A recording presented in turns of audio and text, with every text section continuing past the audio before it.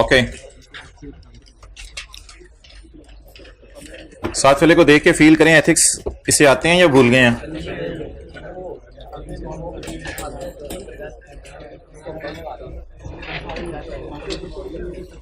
निकालें जी page number 466।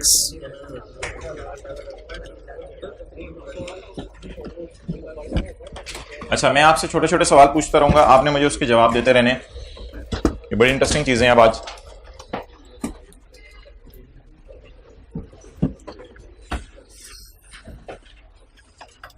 अगर एक चार्टर्ड अकाउंटेंट को कोड ऑफ एथिक्स कुछ और सिखा रहे हों और लॉ पाकिस्तान का किसी सिनेरियो में कुछ और करने का कह रहा हो, तो बताएं ऐसी सूरत में किसकी बात मानी जाएगी?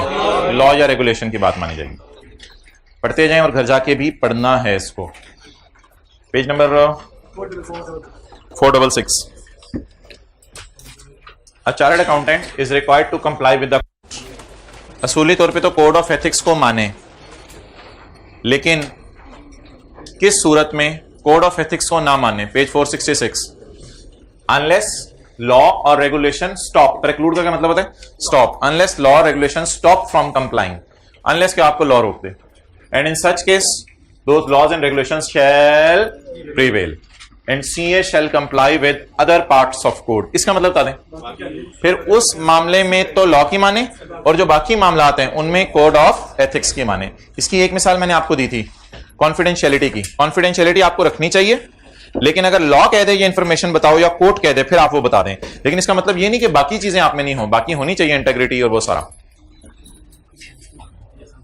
अगला सवाल,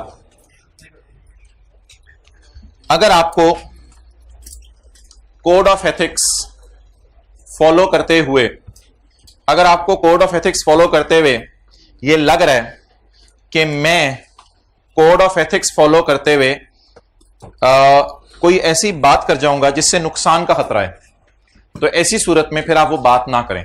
मिसाल के तौर पे 4 डायरेक्टर हैं, 3 डायरेक्टर्स ने डिसाइड किया कि जर्मनी में हमने कारोबार शुरू करना है और आपको बता दिया, और उन 3 डायरेक्टर्स ने मना किया कि चौथा डायरेक्टर भालू है, बबलू है, वो दीवाना सा है, मस्ताना सा है, उसे ना बताइए, उसने पागल हो जाना है और उसने ऐसे शाउट करना है, ये करना है, वो करना है, पैसे डाल दिए उसने, है हमारे साथ ही, लेकिन उसको भी ये बात ना बताइए, जब कभी शुरू कर देंगे वहां से प्रॉफिट आने लग जाएंगे फिर बता देंगे। अब असूली तौर पे अगर चौथा आके आपसे पूछे तो शायद आप सोच रहे हो कि इंटेग्रिटी का तकाजा ये है कि मैं उसे सच बता दूं, लेकिन ग्राउंड रियलिटी ये है कि उसे बताने से बात बिगड़ सकती है। तो अगर किसी मौके पर आपको ऐसा लगे कि कोड ऑफ एथिक्स फॉलो करने से आपको जो है कोई मसला आ सकता है, तो ऐसी सूरत में आप कोड ऑफ एथिक्स के अगेंस्ट जा सकते हैं। A CA may face unusual circumstances। देखते हैं ऊपर, प्यार से बात करो ना, इस तरह तो वो नहीं मानेगा, थोड़ा सा मुस्कुराओ।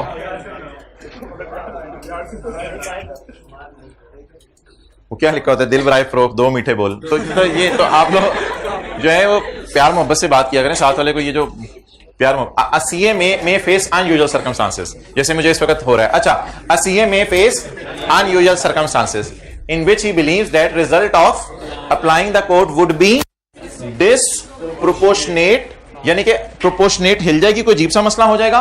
डिसअप्रोप्रिएट भी वैसे अच्छा लफ्ज था, और might not be in public interest, या पब्लिक को नुकसान हो सकता है इससे।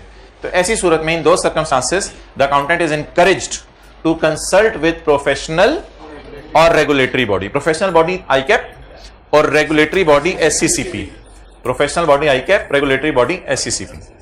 तो जहां आपको लग रहा हो कोड ऑफ एथिक्स फॉलो करने में मुझे मसला हो रहा है और इससे लोगों को उल्टा नुकसान हो सकता है, तो फिर ऐसी सूरत में आप किसी बड़े से मशवरा कर लें। कोई कंक्लूजन नहीं दी उसने सिर्फ क्या बड़ों से मशवरा कर लें, फिर जैसे वो गाइड करें। अच्छा, अगली हेडिंग क्या है? ब्रीच ऑफ कोड का क्या मतलब है? कोड को फॉलो करना या कोड की धज्जियां बखेर देना? अ chartered accountant who identifies a breach of code. जब आपको ब्रीच ऑफ कोड पता चल जाए कि कोड की ब्रीच हो रही है, यानी लॉ को वायलेट किया जा रहा है, यानी कोड ऑफ एथिक्स को वायलेट किया जा रहा है, ऐसी सूरत में shall take whatever action available, फिर आपको हर किस्म के एक्शन लेने चाहिए to address the consequences of breach. के ब्रीच के जो नताइज होंगे उसकी वजह से बड़ा खतरा हो सकता है, तो आपको हर किस्म का एक्शन लेना चाहिए। एंड डिटरमिन वेदर टू लगा द शिकायत टू यूजर्स एंड प्रोफेशनल और रेगुलेटरी बॉडी। तो आपको पता चल रहा है कि आपकी ऑर्गेनाइजेशन के अंदर जो है वो बड़े 2 नंबर काम हो रहे हैं। पता चल रहा है आपको कि इंपेयरमेंट लॉस की एंट्री नहीं की जा रही, प्रोविजन फॉर डाउटफुल डेट की एंट्री नहीं की जा रही, हालांकि ये एंट्रीज बनती हैं। तो ऐसी सूरत में सच का तकाजा है कि आप सच बोलें, लेकिन आपने ब्रीच आइडेंटिफाई कर ली। अब आप हर किस्म का एक्शन लें इस इशू को एड्रेस करने के लिए, और डिटरमिन करें whether to report the breach to users, कि यूजर्स को ये आपको बताना चाहिए या नहीं कि क्या मसला चल रहा है, और प्रोफेशनल और रेगुलेटरी बॉडी को भी आपको बता देना चाहिए। ये डिटरमिन करें, सोचें। ये सोचने में ऑब्वियसली आप किसी से मशवरा लेंगे। तो ये 2-3 नंबर का अगर आ गया, ऊपर वाली लाइनें तो मेरा नहीं ख्याल ऐसा जा सकती हैं। ये 2-3 नंबर का आ गया कि ब्रीच ऑफ कोड की सूरत में आपने क्या करना है, तो ये 2-3 नंबर का ये आ सकता है। Number 1 take action, number 2 determine whether to report. ये 2 मेन बातें हैं कि शिकायत लगानी है या नहीं। ओके अच्छा जी, ये बातें आपको याद करनी पड़ेंगी, ये कहीं लिखी नहीं हुई। Chartered accountants at all levels. All levels का क्या मतलब है? किसी का हाई लेवल होता है, किसी का लो लेवल होता है? नहीं, चार्टर्ड अकाउंटेंट्स ऑल लेवल। कोई सीएफओ होता है, कोई सीएफओ से नीचे वाले ओहदे पे होता है। Chartered accountants at all level in an employing organization. Employing organization का क्या मतलब है? जिन्होंने इसको नौकरी दी हुई है। Are involved in the preparation और प्रेजेंटेशन ऑफ इंफॉर्मेशन। प्रिपरेशन और प्रेजेंटेशन में क्या फर्क है? मिसाल के तौर पे ये जो क्या कहते हैं, आप डीटीएल एज ऑन की वर्किंग करते हैं और करंट टैक्स की वर्किंग करते हैं, ये आपको पता है ये फाइनेंशियल स्टेटमेंट में नहीं जाती। ये तो आपकी वर्किंग्स है। फाइनेंशियल स्टेटमेंट में तो नोट जाता है।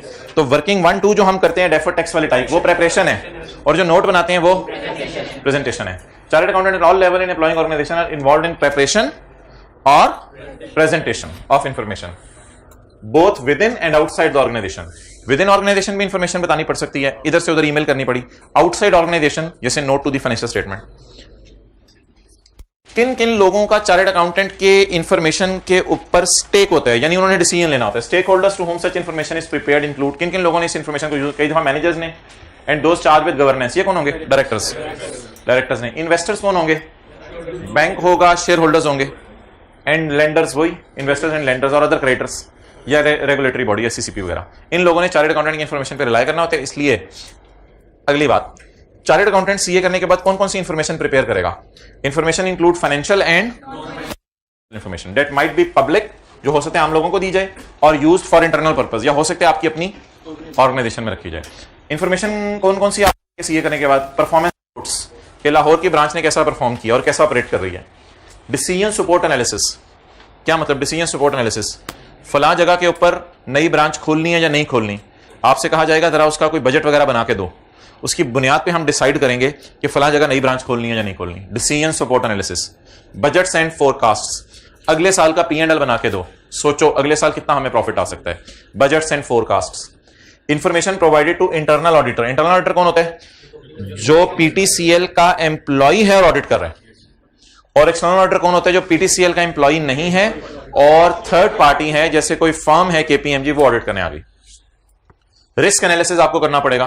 रिस्क एनालिसिस कई चीजों के अंदर करना पड़ सकता है। मिसाल के तौर पे आपके जो बैंक में पैसे पड़े हुए हैं या आपने जो शेयर खरीदे हुए हैं उनमें डीवैल्यूएशन तो नहीं हो रही, करेंसी है उसमें कोई रिस्क तो नहीं कि डीवैल्यू हो जाएगी, तो बेहतर है बेच दो। रिस्क एनालिसिस चीजों का करना पड़ेगा। General and special purpose financial statement. General purpose financial statements कौन सी होती हैं?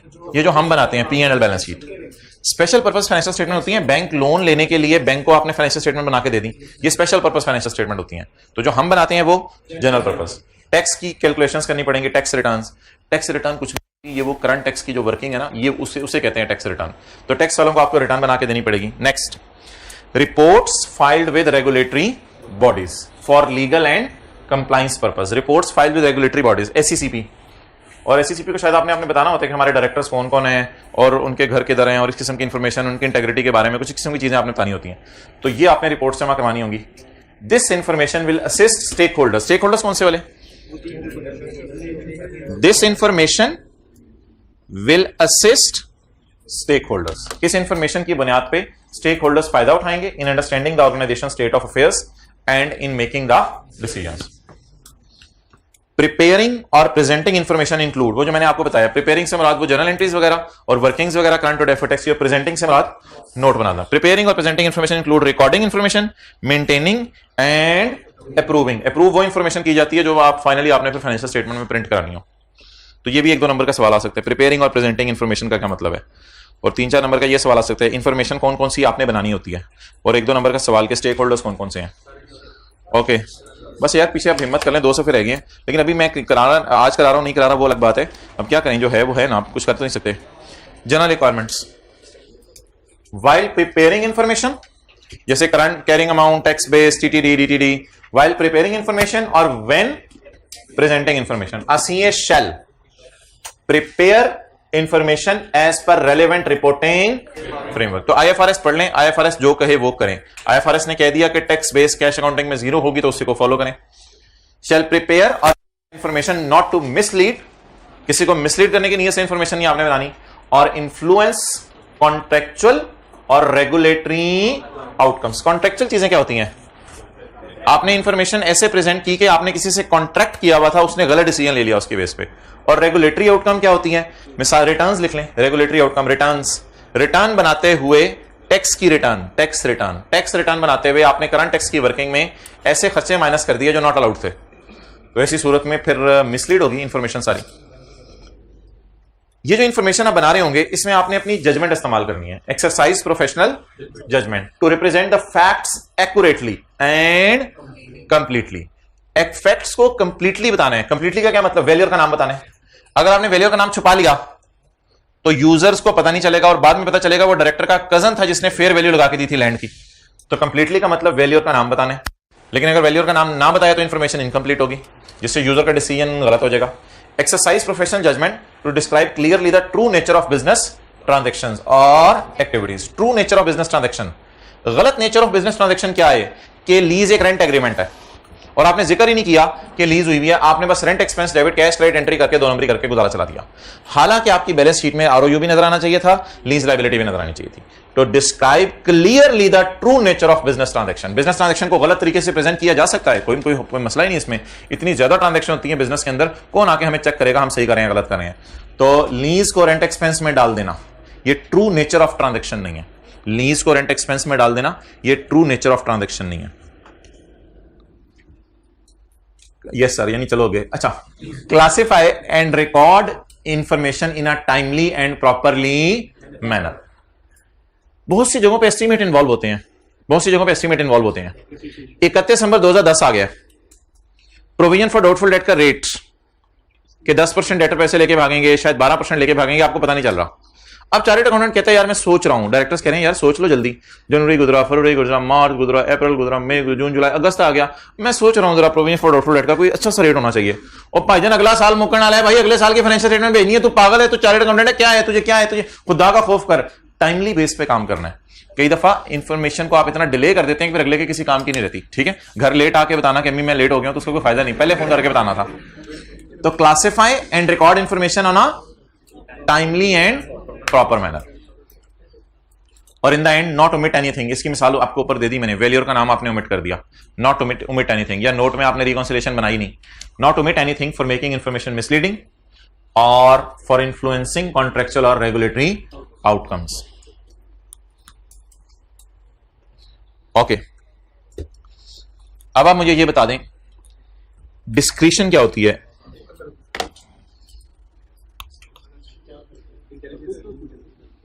डिस्क्रिशन चॉइस नहीं होती, चॉइस उसमें से फिर आप एक चीज चूज कर लेते हैं, तो आप कहते हैं मैंने अपनी सवाबदीद के ऊपर ये चीज चूज की, डिस्क्रिशन। अच्छा, क्या हमें स्टैंडर्ड हमारी मर्जी कहीं कहीं लगाने देता है? FIFO ले लो या वेटेड एवरेज ले लो, तो स्टैंडर्ड हमारी मर्जी लगाने दे रहा है। जब इन्वेस्टमेंट प्रॉपर्टी है तो कॉस्ट मॉडल ले लो, या जब IAS 16 है तो कॉस्ट मॉडल ले लो या रिवैल्यूएशन मॉडल ले लो। तो it is use of discretion, use of discretion, use of discretion, यानी 2 चॉइसेस हैं, उनमें से आपकी सवाबदीद है कि आप जहां जो मर्जी चूज करें। Use of discretion in preparing, लफ्ज वही है, इन प्रिपेयरिंग और प्रेजेंटिंग इंफॉर्मेशन। प्रिपेयरिंग और presenting information might require the exercise of discretion in making judgment. The chartered accountant shall not exercise such discretion with the intention of misleading others. आपने इसको उस मकसद से यूज नहीं करना कि अगलों को मिसलीड करें। मिसाल के तौर पे FIFO से वेटेड एवरेज पे स्विच करने की भी इजाजत है। अब आप FIFO से वेटेड एवरेज पे इस नियत से स्विच करके कैसे प्रॉफिट ज्यादा आ रहे थे, तो ये तो कोई रीजन नहीं है। तो डिस्क्रिशन जब आप यूज करें, यूज करते हुए माइंड में प्री सेट ऑब्जेक्टिव ना हो कि आप कई सालों से कॉस्ट मॉडल यूज कर रहे हैं, इस साल आप इसलिए फेयर वैल्यू मॉडल पे आना चाहते हैं कि मैं जरा चाह रहा हूं कि अपनी बिल्डिंग्स को प्राइसेस को ज्यादा शो करूं, इस साल मैंने जरा बैंक से लोन लेना है, और जब ले लिया दोबारा कॉस्ट मॉडल पे वापस आ गए। तो ये चक्कर ना करें, कंसिस्टेंसी होनी चाहिए इंफॉर्मेशन के अंदर। तो इसलिए ऐसा मत करें कि 4 साल कॉस्ट मॉडल यूज किया, फिर 1 साल फेयर वैल्यू मॉडल, फिर अगले साल दोबारा किस पे आगे, कॉस्ट मॉडल पे आगे। और किसी पूछने वाले ने पूछा कि अंदर की बात क्या वजह थी, 1 साल फेयर वैल्यू मॉडल पे क्यों आए, आपने कहा इस वजह से आए थे कि उस साल जरा प्रॉफिट ज्यादा शो करने थे। तो the chartered accountant shall not exercise such discretion with the intention of misleading others और इन्फ्लुएंसिंग कॉन्ट्रेक्चुअल और रेगुलेटरी आउटकम्स इनअप्रोप्रिएटली। वो जैसे ऊपर वाली बात है कि आपने रेगुलेटरी आउटकम्स या कॉन्ट्रेक्चुअल आउटकम्स को गलत शो करने के लिए ये नहीं करना। कॉन्ट्रैक्ट होता है 2 बंदों के दरमियान मुआहदा, तो उसके अंदर आपको ऐसी चीज शो कर दें जिससे अगले बंदे को गलत डिसीजन की तरफ ले जाए। Example of ways in which discretion might be misused. कहते हैं अब बातें गोल गोल हो रही थी, कहते हैं मैं सीधी सीधी आपको बातें बताऊं जहां जहां आप इंफॉर्मेशन अपनी डिस्क्रिप्शन को मिस यूज कर सकते हो टू अचीव गलत outcomes, inappropriate outcomes include determining estimates. मिसाल देते रहे आगे, determining fair values. Fair value में एस्टिमेट्स होते हैं। अब एस्टिमेट्स में आप एक डीलर ने कहा कि करोड़ रुपए की आपकी है, दूसरे डीलर ने कहा 90 लाख की है, आपने कहा चलो करोड़ रुपए वाली कर दो। हालांकि 2-3-4 डीलर से जाके आपको एक फेयर बेस पे आना चाहिए था, लेकिन आपने कहा यहां पे कौन पूछने वाला है, चलो भी करोड़ रुपए पे फेयर वैल्यू लगा दो। नंबर 1। नंबर 2, सेलेक्टिंग और changing an accounting policy. Changing accounting policy लिख लीजिए, 5 वीडियो लिखा हुआ है। सेलेक्टिंग और changing an accounting policy. Selecting और चेंजिंग का मतलब क्या है? सेलेक्टिंग और चेंजिंग, आइए सेट आपने पढ़ा हुआ है। सेलेक्ट होता है पहली दफा चूज करना, और चेंज होता है सूट पहले सेलेक्ट किया जाता है, बाद में पहना हुआ चेंज भी कर लिया जाता है। सेलेक्टिंग और चेंजिंग एन अकाउंटिंग पॉलिसी और अ मेथड अमंग 2 और more alternatives permitted under the IFRS. दोनों आईएफआरएस में अलाउड है, लेकिन सेलेक्ट या चूज करते हुए आप वो सोचें जिससे आपको फायदा हो, ये बात मुनासिब नहीं है। For example, selecting a policy for accounting of inventory from FIFO to, selecting नहीं चेंजिंग कर लें, सेलेक्टिंग की तुक नहीं बनी। From changing a policy for accounting from FIFO to weighted average, selecting की जगह changing. Okay, next, determining the timing of transactions. Determining the, आपको किसी ने यह कहा कि इस साल ना ज्यादा प्रॉफिट शो करने हैं। अब 4-5-6 चीजें थी जो आप बेचते तो अगले साल अच्छी प्राइस मिलती, लेकिन आपने वो 4-5-6 चीजें इसी साल बेच दी। तो आपने जानबूझ के, इसमें तो डिस्क्रिप्शन है आपकी, कोई पूछने वाला नहीं, कोई दुनिया का मजा पूछने वाला नहीं कि आप अपनी चीज इस साल बेचें या अगले साल बेचें, लेकिन आपको पता है कि अगले साल प्राइस अच्छी मिलेगी, लेकिन आपने जानबूझ के इस साल बेच दी कि इस साल ज्यादा प्रॉफिट आए। तो आपने टाइमिंग को डिस्टर्ब किया ताकि आप अपनी डिस्क्रिप्शन यूज करते हुए किसी गलत डिसीजन पे पहुंच सकें। और गलत डिसीजन क्या हो गया कि आपने चीजें बेच के जल्दी प्रॉफिट रिकॉर्ड कर दिया, ऑर्गेनाइजेशन को दूसरी तरफ से नुकसान हो गया, अगले साल अच्छी प्राइस मिलनी थी वो नहीं मिली। Determining the timing of transaction, for example timing the sale of an asset near the end of balance sheet. Balance sheet के एंड पे एसेट्स को जबरदस्ती आपने बेच दिया होने पौने दामों in order to mislead. Next, determining the structuring of transaction. Structuring की क्या मिसाल हो सकती है? Structuring financing transactions in order to misinterpret assets and liabilities. Financing transactions कैसे स्ट्रक्चर हो सकती हैं? कि बैंक लोन पेएबल है कितना, 40 मिलियन का, ये तो होगा लाइबिलिटी, और किसी बैंक में आपके पैसे पड़े हुए हैं डिपॉजिट 30 मिलियन, ये तो आपका एसेट है। आपने सारे की जगह बैलेंस शीट में लोन शो कर दिया 10 का, ये तो गलत बात है ना। तो ये फाइनेंसिंग को आपने ऐसे मिस इंटरप्रेट करवाया है कि लोग समझ रहे हैं यार इन्होंने तो 10 मिलियन का लोन लिया हुआ, कोई नहीं, छोटा मोटा लोन है। नोट कर लें।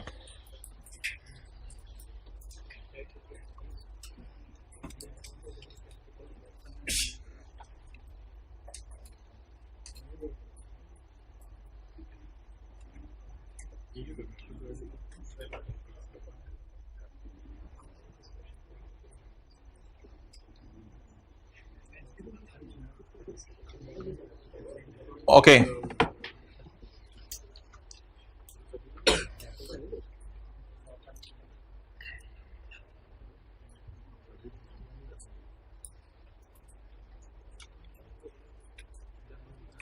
अच्छा भाई ज़बानी याद कर लें, कहां कहां डिस्क्रिप्शन यूज होती है? अंदाजे लगाते हुए, अकाउंटिंग पॉलिसी सेलेक्ट या चेंज करते हुए, timing of transactions, structuring of transactions, selecting disclosures. सारे डिस्क्लोजर्स लगाने चाहिए या कुछ डिस्क्लोजर सेलेक्ट करके लगाने चाहिए? Selecting disclosures, for example omitting information relating to name of valuer in case of revaluation of PP. तो ये भी आपने डिस्क्रिप्शन को मिसयूज किया है, सिलेक्ट किया आपने अपनी मर्जी का डिस्क्लोजर।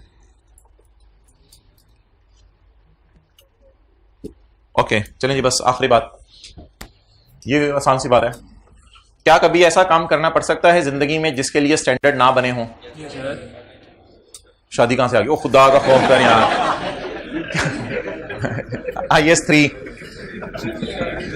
अच्छा, क्या कभी जिंदगी में मरने के लिए भी कोई स्टैंडर्ड नहीं बने? अच्छा, क्या कभी ऐसा काम, ये भी तो बोला करो, इस तरह की बातें उधर ही जा रहे हो। अच्छा, क्या कभी ऐसा काम करना पड़ सकता है जिंदगी में जिसके लिए स्टैंडर्ड ना बने हो? मिसाल के तौर पे आपने बजट बनाना है। बजट का क्या मतलब है? इस कॉलेज का आपको कह दिया जाए अगले साल का बजट बनाओ, तो डेट इज बिट टफ है। कितने स्टूडेंट्स आएंगे, क्या होगा, खर्चे कितने होंगे, बिजली के बिल कितने बढ़ जाएंगे, एक बड़ा कॉम्प्लिकेटेड काम होता है बजट बनाना। लेकिन इसमें स्टैंडर्ड कोई अवेलेबल नहीं है। जैसे कुछ अर्सा पहले IS 41 नाम की कोई चीज नहीं होती थी, एक अरसा था IS 41 नहीं होता था, तो तब एग्रीकल्चर के बारे में भी लोग अपने अंदाजे लगाते थे। तो जिस चीज पे अभी तक स्टैंडर्ड नहीं आ सके दुनिया में, वो काम भी जिंदगी में करने पड़ सकते हैं। तो क्या करें? व्हेन परफॉर्मिंग प्रोफेशनल एक्टिविटीज, अब आप प्रोफेशनल्स है ना, बिहेव भी उसी तरह की। व्हेन परफॉर्मिंग, रोजाना आया करें, टाइम पे आया करें, टेस्ट दिया करें, रोजाना जाके होमवर्क किया करें। When performing professional activities, especially those that do not require compliance with the relevant standard, especially वो जिनमें स्टैंडर्ड फॉलो करना जरूरी नहीं है। The chartered accountant shall exercise judgment, अगर हो तो अकल इस्तेमाल करें। तो चार्टर्ड अकाउंटेंट शैल इस्तेमाल अकल टू आइडेंटिफाई पर्पस। भाईजान ये बजट किस लिए बन रहा है? जी इसलिए बन रहा है कि हमने बैंक से लोन लेना है। अच्छा, हो सकता है इसलिए बन रहा हो कि हमने शेयर होल्डर से पैसे लेने हैं, हो सकता है इसलिए बन रहा हो कि बजट की बुनियाद पे डायरेक्टर्स सोचेंगे पैसे लेने भी हैं या नहीं लेने। तो आपको पर्पस पता होना चाहिए इंफॉर्मेशन का, क्यों बन रही है, context within which it is given, किस कॉन्टेक्स्ट के अंदर है ये, अगेन वही बात होगी purpose, and the audience to whom it is addressed. अगर शेयर होल्डर से लोन लेना है तो उनके लिए बन रही होगी, अगर बैंक से लोन लेना तो उनके लिए बन रही होगी। तो ये इंफॉर्मेशन के बारे में आपको मोटी मोटी बातें पता होनी चाहिए, ऐसी नहीं अन्य वाली डायरेक्टर का बजट ना सर मैं ला रहा हूं इंशाल्लाह कल तक, और पूछो क्यों सर, किसके लिए सर, इस बजट से उनका फायदा क्या होगा, अच्छा इस बजट से उन्होंने क्या डिसीजन लेना है सर, हम इसमें क्या क्या चीजें इनको, ये सारी बात करके फिर बजट बनाए। फॉर एग्जाम्पल व्हेन प्रिपेयरिंग और प्रेजेंटिंग प्रोफार्मा रिपोर्ट्स और बजट्स। प्रोफार्मा रिपोर्ट्स ये होती हैं कि बता दो लाहौर की सेल कितनी है, लाहौर के अंदर आप देखो नॉर्थ के एरिया में सेल कितनी है, साउथ के एरिया में सेल कितनी है। तो ये भी चीजें हैं जो स्टैंडर्ड ने नहीं बताई। when presenting reports, when presenting budgets और forecast, एक ही चीज है बजट और forecast, the inclusion of relevant estimates। फिर आपको एस्टिमेट लगाने पड़ेंगे कि अगले साल 10% बिजली बढ़ जाएगी, बिजली का बिल बढ़ जाएगा, अगले साल शायद मैं मालिक मकान को कन्विंस कर लूं और किराया कम करवा लूं, कोई भी एस्टिमेट्स आपको लगाने पड़ेंगे, अप्रोक्सीमेशंस लगानी पड़ेंगी, assumptions लगानी पड़ेंगी, where appropriate would enable those who might rely on such information। वो लोग होंगे, बैंक होगा या इंडिविजुअल्स होंगे, to form their own judgment. उसकी बुनियाद पे वो डिसाइड करेंगे कि हमने कंपनी को पैसा देना है या नहीं देना। हो सकता है आप गलत बजट बना के लाखों लोगों की सेविंग्स घरों से लाके उस कंपनी में झोंक दें और बाद में कंपनी डूब जाए, वो लोग जो आपको पकड़ने आगे। The chartered accountant might also consider, तो बड़े बड़े गेमें होने वाली हैं अभी आपके साथ। The chartered accountant might also consider, तो एथिक्स का चैप्टर पढ़ते रहिएगा। The chartered accountant might also consider clarifying the intended audience, context and purpose of information to be presented। Underline करें, clarifying the audience। ऑडियंस को clarify कैसे कर सकते हैं? assumptions नीचे दे दें कि I have assumed in this budget that electricity will increase by 10%। अब अगर कल कल को यूजर ने आके कहा कि भाईजान बिजली के बिल तो 30% बढ़ गए हैं, तो आप कहेंगे इसमें मेरा क्या कसूर है, मैंने तो आपको नोट दे दिया था कि मैं ये assumption ली है। तो ऐसी सूरत में आप रिस्की साइड पे नहीं होंगे, आप बचत हो जाएगी आपकी। तो क्लैरिफाई ऑडियंस को करना बहुत जरूरी है। ये क्यों हो रहा है? क्योंकि ऑडियंस क्या समझती है? ऑडियंस समझती है मुझे रगड़ा लगा रहे हैं, क्लास के बाद एमसीक्यू के लिए बुला लेंगे, उधर से टेस्ट की डिस्कशन कल की अपलोड हुई है वो नहीं मैंने सुनी। अब ऑडियंस को जब तक क्लैरिफाई नहीं करेंगे पुत्र तेरे साथ अगस्त में क्या होनी है, तो वो तो इसको बोझ ही समझेगी। वरना तो ऑडियंस के दिल के अंदर यही आता रहना, ये लुट मची हुई हाथ होगी, हमने इतनी ज्यादा तो फीस नहीं दी थी, कितना बढ़ा दें, एक रीजनेबल फीस हमने दी थी तो लुटी में चाह दी है ये तो पैसे कब के पूरे हो चुके हैं, 50-60 लेक्चरों में ही पैसे पूरे हो गए, तो क्या कर रहे हैं। अच्छा, तो इसलिए ऑडियंस को क्या करके चलें, क्लैरिफाई करके चलें, वरना उन्होंने नहीं एमसीक्यू की डिस्कशन के लिए आना। ओके चलें जी, over over over over over. बस आज अब मैंने सोचा था कि कुछ पढ़ाना नहीं है नया, बस सारी चीजें रिवाइज करें अभी तक जो पढ़ी हैं। ऐसा करते हैं, सबसे पहले IS 21 के साथ कल रिवैल्यूएशन पढ़ी थी वो रिवाइज कर लेते हैं, कोई एमसीक्यू निकालते हैं। IS 21 के साथ रिवैल्यूएशन पढ़ी थी, फॉरेन करेंसी, तो वहां से शुरू करते हैं। कल इंशाल्लाह शुरू करेंगे IFRS 8, आज नहीं। निकालें IS 21, निकालें भाई IS 21।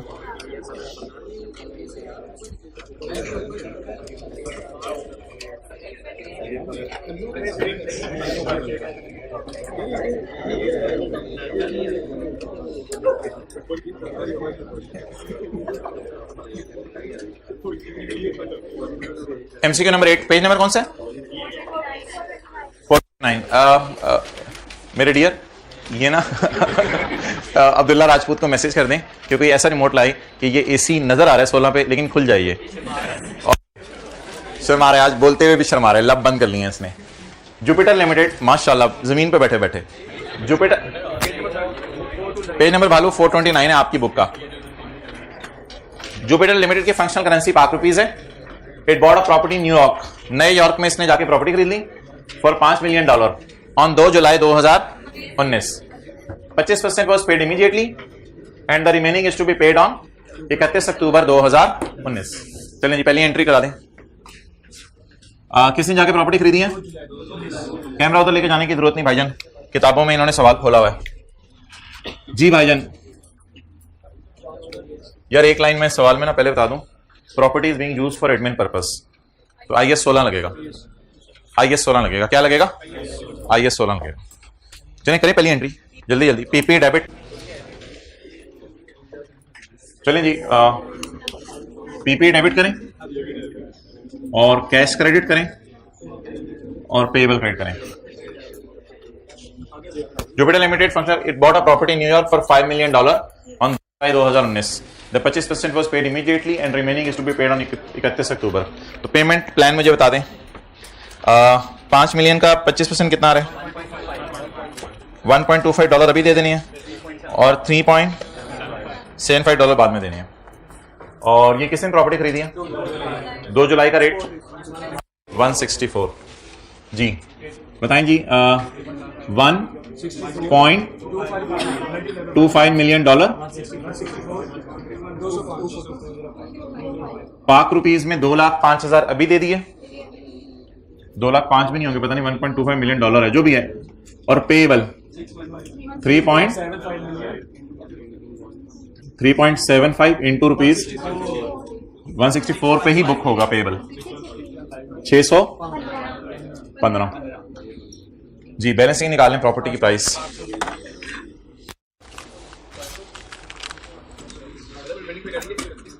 अच्छा मोहतरम, इसमें ऐसा तो कुछ नहीं कि एडवांस वगैरह दिया है? एडवांस वगैरह तो कोई नहीं है। तो पीपी 820 जी। अब आप पूछें। यार ये एक चीज भाई को भूल गई है। कुछ लोगों को ये मसला आता है काफी दिनों बाद जब IS 21 करें। एक बार याद रखिएगा, जिस वक्त चीजें परचेज होती हैं ना, तो पेएबल इसी पे बुक होते हैं। बाद में जो अगले वाले रेट्स होते हैं ना, उनको पेएबल की वर्सेस वाली कैलकुलेशन से गुजारने के लिए होते हैं। तो ये चीज अगर भूल गया तो जहन में ले आए। 2 जुलाई के सारे रेट यूज करने हैं। जब एंट्री 2 जुलाई को हो रही है तो रेट भी सारा 2 जुलाई वाला यूज करना है। Okay. And the remaining amount is to be paid on 31 October 19। हमारा साल कब खत्म हो रहा है? पेमेंट कब होनी है? अगले साल। अच्छा, डेप्रिसिएशन कितने ऐसे की चार्ज करेंगे? जुलाई, अगस्त, सितंबर डिडक्शन चार्ज करेंगे। The fair value of the property is $5.1 million on 30 सितंबर 2019। तो 30। अच्छा, आपको एक चीज शायद याद हो कि मैंने कहा था जो IS 40 है ना, उसमें आप टी अकाउंट बना लिया करें। हैंड रिटन पेज एक दिखाया था, उसमें हम टी अकाउंट बनाते थे, क्योंकि उसमें डेप्रिसिएशन नहीं थी। बीडी और कैरिड ऑन फेयर वैल्यू दी होती थी, उन दोनों का डिफरेंस ले लेते थे। उधर हम टी अकाउंट बनाते थे। लेकिन इधर टी अकाउंट बनाने की जरूरत, इन्वेस्टमेंट प्रॉपर्टी में हम टी अकाउंट बनाते थे।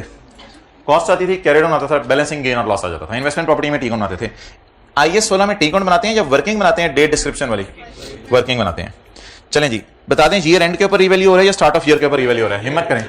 30 सितंबर ईयर एंड पर रिवैल्यू हो रहा है, तो फिर क्या करूं? 30 सितंबर की पहले बुक वैल्यू निकालूं। कितना सा डेप्रिशिएट करूं? 3 महीने डेप्रिशिएट करूं।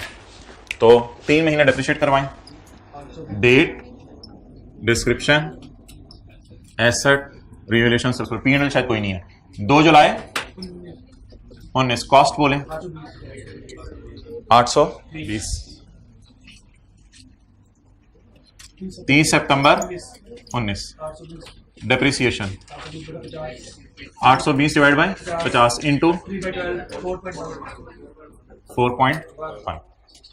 डन। सो व्हाट इज 30 सितंबर 19 की WDV?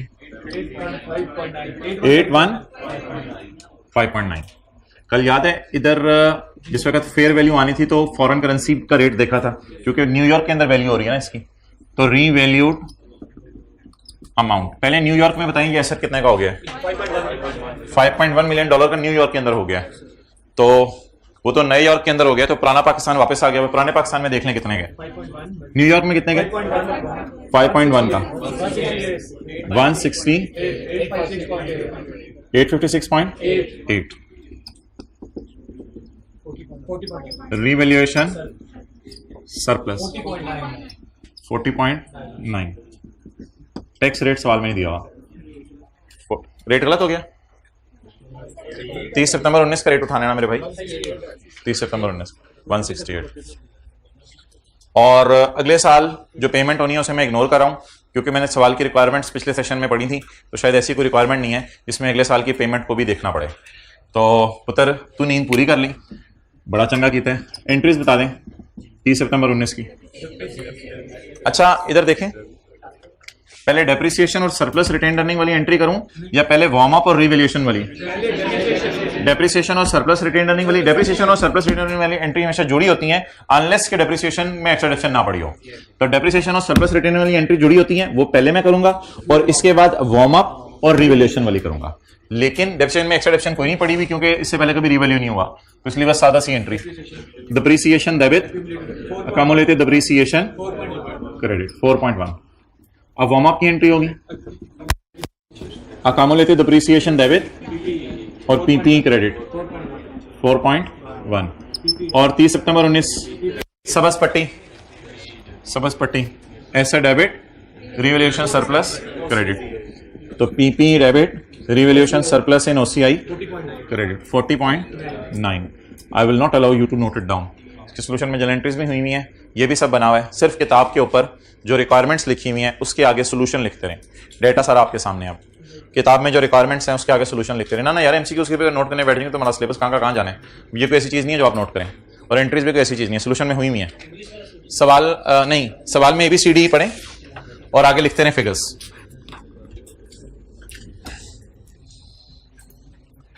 रिक्वायरमेंट्स पढ़ते रहें और फिगर्स लिखते रहें।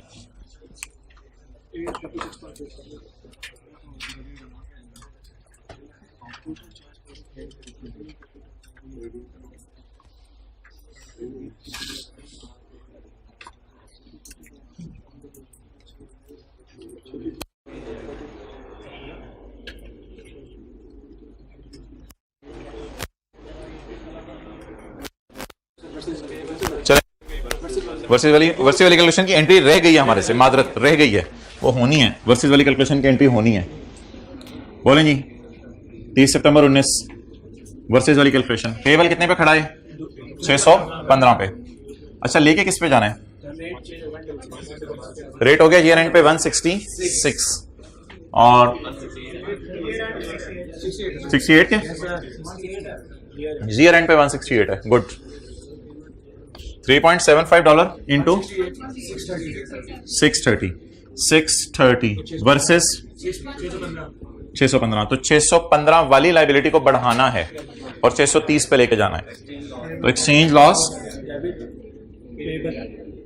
ये हम IAS 12 में बातें कर रहे थे। एक्सचेंज लॉस अकाउंटिंग वाले P&L में डालते हैं।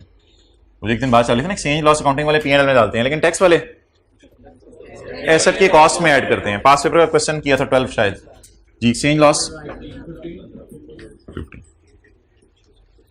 Requirements at which amount the property shall be presented in balance sheet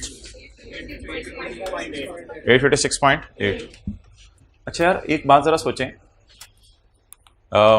थोड़ा सा ना बड़े हो जाएं, वो बैठ गया सही तरह। अच्छा अगर पेपर में सवाल है कि बैलेंस शीट में ये किस पे अपीयर होना है, तो आप ऐसे भी तो सोच सकते हैं। भाई बड़ी इंपॉर्टेंट बात कर रहा हूं, आप ऐसे भी तो सोच सकते हैं कि डेप्रिसिएशन शुरू में चार्ज हो जाएगी, इसलिए डेप्रिसिएशन तो चार्ज करने की जरूरत नहीं, ईयर एंड पे बस रीवैल्यू होना है। तो अगर कैलकुलेटर पकड़ के इन दोनों को मल्टीप्लाई कर दें तो इस पूरी वर्किंग को अवॉइड करके आप ये फिगर निकाल नहीं सकते। ये फिगर ऐसे भी तो निकल सकती है। Next, what is the total खर्चा या खुशी? या ऐसा भी हो सकता है खर्चा ज्यादा हो जाए या खुशी ज्यादा हो जाए, नेट फिर कर सकते हैं। व्हाट इज द टोटल खर्चा और टोटल खुशी या नेट करके क्या आ रहा है इन P&L in respect of the above. सारे डेटा के बारे में P&L में क्या आ रहा है। तो इधर से ना देखें, बेशक इधर से देख लें। खर्चा कितना आ रहा है? 4.1। और एक और खर्चा ये आ रहा होगा 15 जमा 4.1 19.1। तो 19.1 खर्चे में चला जाएगा। What is the total credit and surplus in respect of above. Surplus में कितना क्रेडिट गया? 40.9। Eight which amount the payable shell be presented in balance sheet. Balance sheet में पेएबल किस पे आने हैं? 630 पे। Carry down balance. For this part of requirement assume that cost model is used। इधर क्या लिखा हुआ था? पहले लिखा हुआ था revaluation model. assume that cost model is used at which amount the above property shall be presented in balance sheet on 30 सितंबर 19। हाँ जी, फिर तो रिवोल्यूशन नहीं होगी ना, तो फिर 815.9 डन। अच्छा, एक चीज अब मैं आपसे पूछने लगा हूं, requirement number F for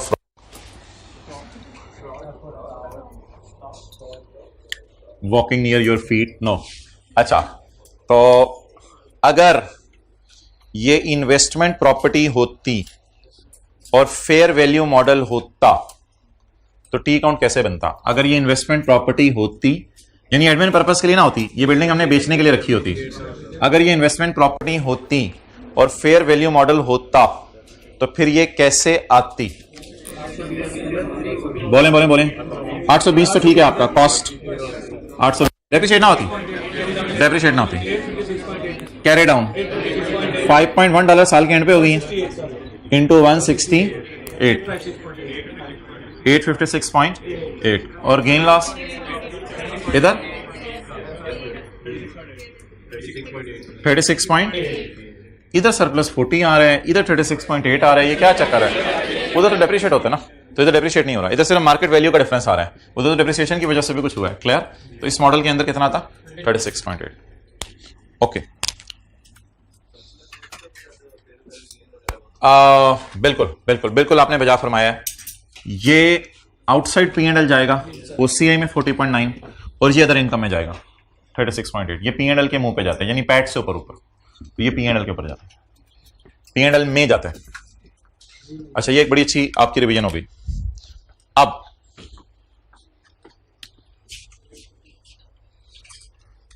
IS 21 का एक कॉन्सेप्ट रिवाइज हम करने लगे हैं। मॉनेटरी आइटम्स को ईयर एंड के ऊपर छेड़ा नहीं जाता, ईयर एंड के ऊपर मॉनेटरी आइटम्स को छेड़ा नहीं जाता। छेड़ने का मतलब होता है रीट्रांसलेट करना, यानी लेटेस्ट रेट पे लाना।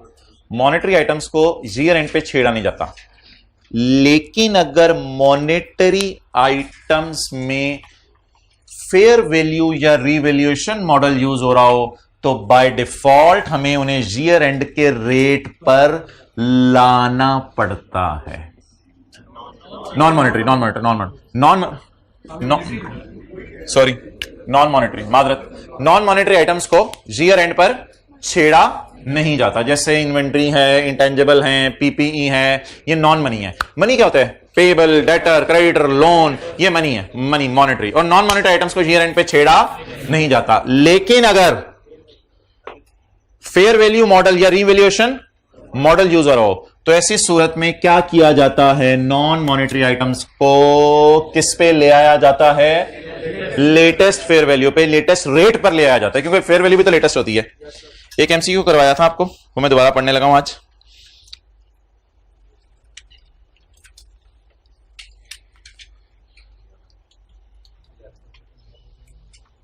एमसीक्यू नंबर 11 का B, non monetary items carried at fair value. Non monetary items carried at fair value. जैसे ये बिल्डिंग थी पीपीई वाली और ये इन्वेस्टमेंट प्रॉपर्टी थी, कॉस्ट मॉडल पे नहीं। Non monetary items carried at are retranslated, आमतौर पे नहीं किया जाता वैसे, are retranslated at the date when the fair value is measured. Is it so? बिल्कुल, इनको रीट्रांसलेट किया जाता है at the date fair value is measured, at the date fair value is measured. लेकिन आम हालात में क्या है? चलें अब ये रूल लिख लें IS 21 का, किताब में कहीं लिख लें, जहां भी लिख लें। Non monetary items are not retranslated at year end. Non monetary items bracket में लिखें, PP, intangible, investment property. Non monetary items bracket में लिखें, PP,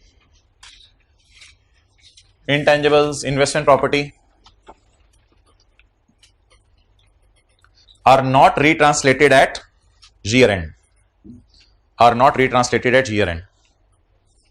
However,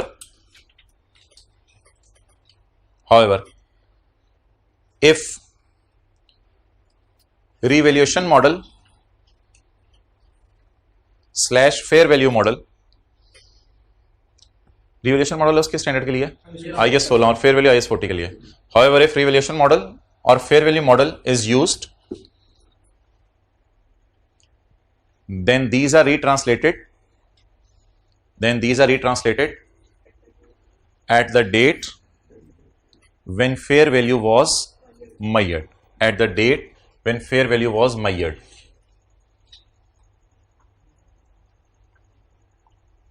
At the date when fair, ये वाली लाइन मैंने आपको लिखवा दिया. Are retranslated at the date when the fair value was measured. पहली बात ये होगी. दूसरी बात, वो इससे भी ज्यादा इंपॉर्टेंट बात है. एसेट कितने का था? $5 का. $5 का. और क्या एक्सचेंज रेट था? 164. बड़ी मजे की बात, बड़ी इंटरेस्टिंग बात, बड़ी गौर से सुननी है.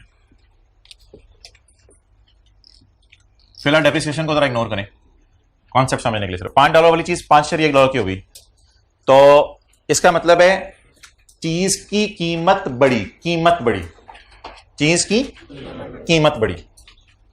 और दूसरा, करेंसी का रेट बढ़ा. दो खुशियां आपको मिली, चीज भी बढ़ गई और करेंसी का रेट भी बढ़ गया. इस वजह से चीज आपकी महंगी हो गई. मिसाल के तौर पे आप जो है वो पिछले साल जर्मनी में गए थे, तो जर्मनी के अंदर बिलफर्ज डॉलर की करेंसी यूज हो रही है, तो वहां $1 की बोतल थी, और डॉलर $100 का था. फिर आप अगले साल गए, बोतल $1.5 की हो गई और डॉलर $120 का हो गया. अब दोनों चीजें बढ़ी ना, दोनों चीजें बढ़ी. अच्छा, इधर आप मुझे बता दें कि क्या एक्सचेंज का रेट बढ़ रहा है करेंसी के? और ये रेट का बढ़ना हम OCI में डाल रहे हैं. तो अगर पेपर में आपको सवाल आ जाए कि एक्सचेंज गेन लॉस कहां डाला जाता है, आपने कहना है हमेशा P&L में. एक्सचेंज गेन लॉस कहां डाला जाता है? हमेशा. लेकिन अगर ऐसा गेन लॉस फेयर वैल्यू का आ जाए जो खुद OCI में जाता है, तो वो मेन गेन लॉस होगा, वो करेंसी के गेन लॉस को भी कहां ले जाएगा? OCI के अंदर. और इधर भी देख लें, इधर $5 कॉस्ट कितनी थी? $5 थी ना, $5. और कितने रुपए की चीज थी? 164. इधर $5 वाली चीज $5.1 की हो रही थी और करेंसी 164 वाली 168 की हो रही थी. लेकिन इधर क्योंकि IS 40 वाला गेन P&L में जाता है, इसलिए एक्सचेंज गेन भी उसके साथ मुझे भी P&L में ले लो. और इधर IS 16 वाला गेन क्योंकि OCI में जाता है, तो एक्सचेंज गेन ने भी क्या मुझे भी साथ ही ले जाओ. तो IS 16 और IS 38, इनमें जब लिखवाता हूं सारा भी, IS 16 और IS 38, इनमें जब क्या यूज हो रहा हो? Revaluation model. तो ऐसी सूरत में एक्सचेंज गेन्स वहीं जाएंगे जहां जाता है रिवैल्यूएशन गेन. और मेरे भाई, इसमें अल्लाह का शुक्र है आपको कुछ करने की जरूरत नहीं है. बाय डिफॉल्ट ये वर्किंग सब कुछ कर रही होंगी, आपको पेपर में परेशान होने की जरूरत नहीं. लेकिन थ्योरी और MCQ के हद तक यह बात हमें पता होना जरूरी है.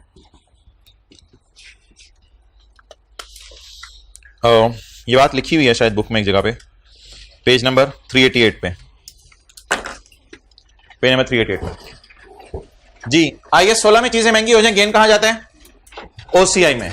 तो एक्सचेंज वाला भी डिफरेंस OCI में, और IS 38 के अंदर भी गेन आ जाए तो OCI में जाता है, और अगर एक्सचेंज गेन आ जाए तो वो भी OCI में. लेकिन अगर लॉसेज आ जाए तो वो पहली दफा आए तो वो P&L में भी चले जाते हैं, वो ऐसी बात नहीं है. फिर एक्सचेंज भी साथ P&L में चला जाएगा. लेकिन आपको परेशान होने की जरूरत नहीं, ये फिगरें ऑटोमेटिकली वर्किंग्स में आप डालते जाएंगे, खुद ही निकलती रहेंगी. इफ नॉन मॉनिटरी आइटम 388, ये बात तो पहले मैंने जो स्काई ब्लू किया ना, आपको अभी लिखवा दिया. If non monetary item is carried at fair value, then retranslate at the exchange rate prevailing at the date when fair value is determined. The exchange difference is recorded in same location. The exchange difference is recorded in same location as the revaluation gain or loss. मतलब आगे पढ़ें. The revaluation gain when there is no पुराना loss, जब कोई loss ना और पहली दफा surplus आए जिंदगी में. The revaluation gain under IS 16 and IS 38 is recorded in. Therefore exchange difference is also recorded in OCI. इसके आगे क्या लिखा है? MCQ नंबर कौन सा है? 8 जो आज की है, MCQ नंबर 8. उसमें हमने भी डाला है 5 वाली चीज 5 शेयर 1 की हो गई है और 164 168 पे चला गया. The fair value gain under IAS 40 is recorded in therefore, आगे आगे फिक्रा खुद पूरा करें, therefore exchange difference is also recorded in P&L। तो जहां मां जाएगी वहीं बेटे को लेके जाएगी। और मां के बारे में आपने IAS 16 और IAS 40 में FR1 में पढ़ा था, और बच्चे के बारे में एक्सचेंज डिफरेंस के बारे में आपने पढ़ा है FAR2 के अंदर। ठीक है, तो FAR1 को प्रीवेल करेंगे, FAR1 छा जाएगी FAR2 के ऊपर। IAS 16 वाला गेन सरप्लस में जाता है तो IAS 20 वाला भी सरप्लस में, OCI में जानी, और IAS 40 वाला गेन लॉस P&L में जाता है। तो अगर साथ उसके एक्सचेंज गेन लॉस जुड़ के आ जाए तो वो भी कहां चला जाएगा, P&L के अंदर चला जाएगा।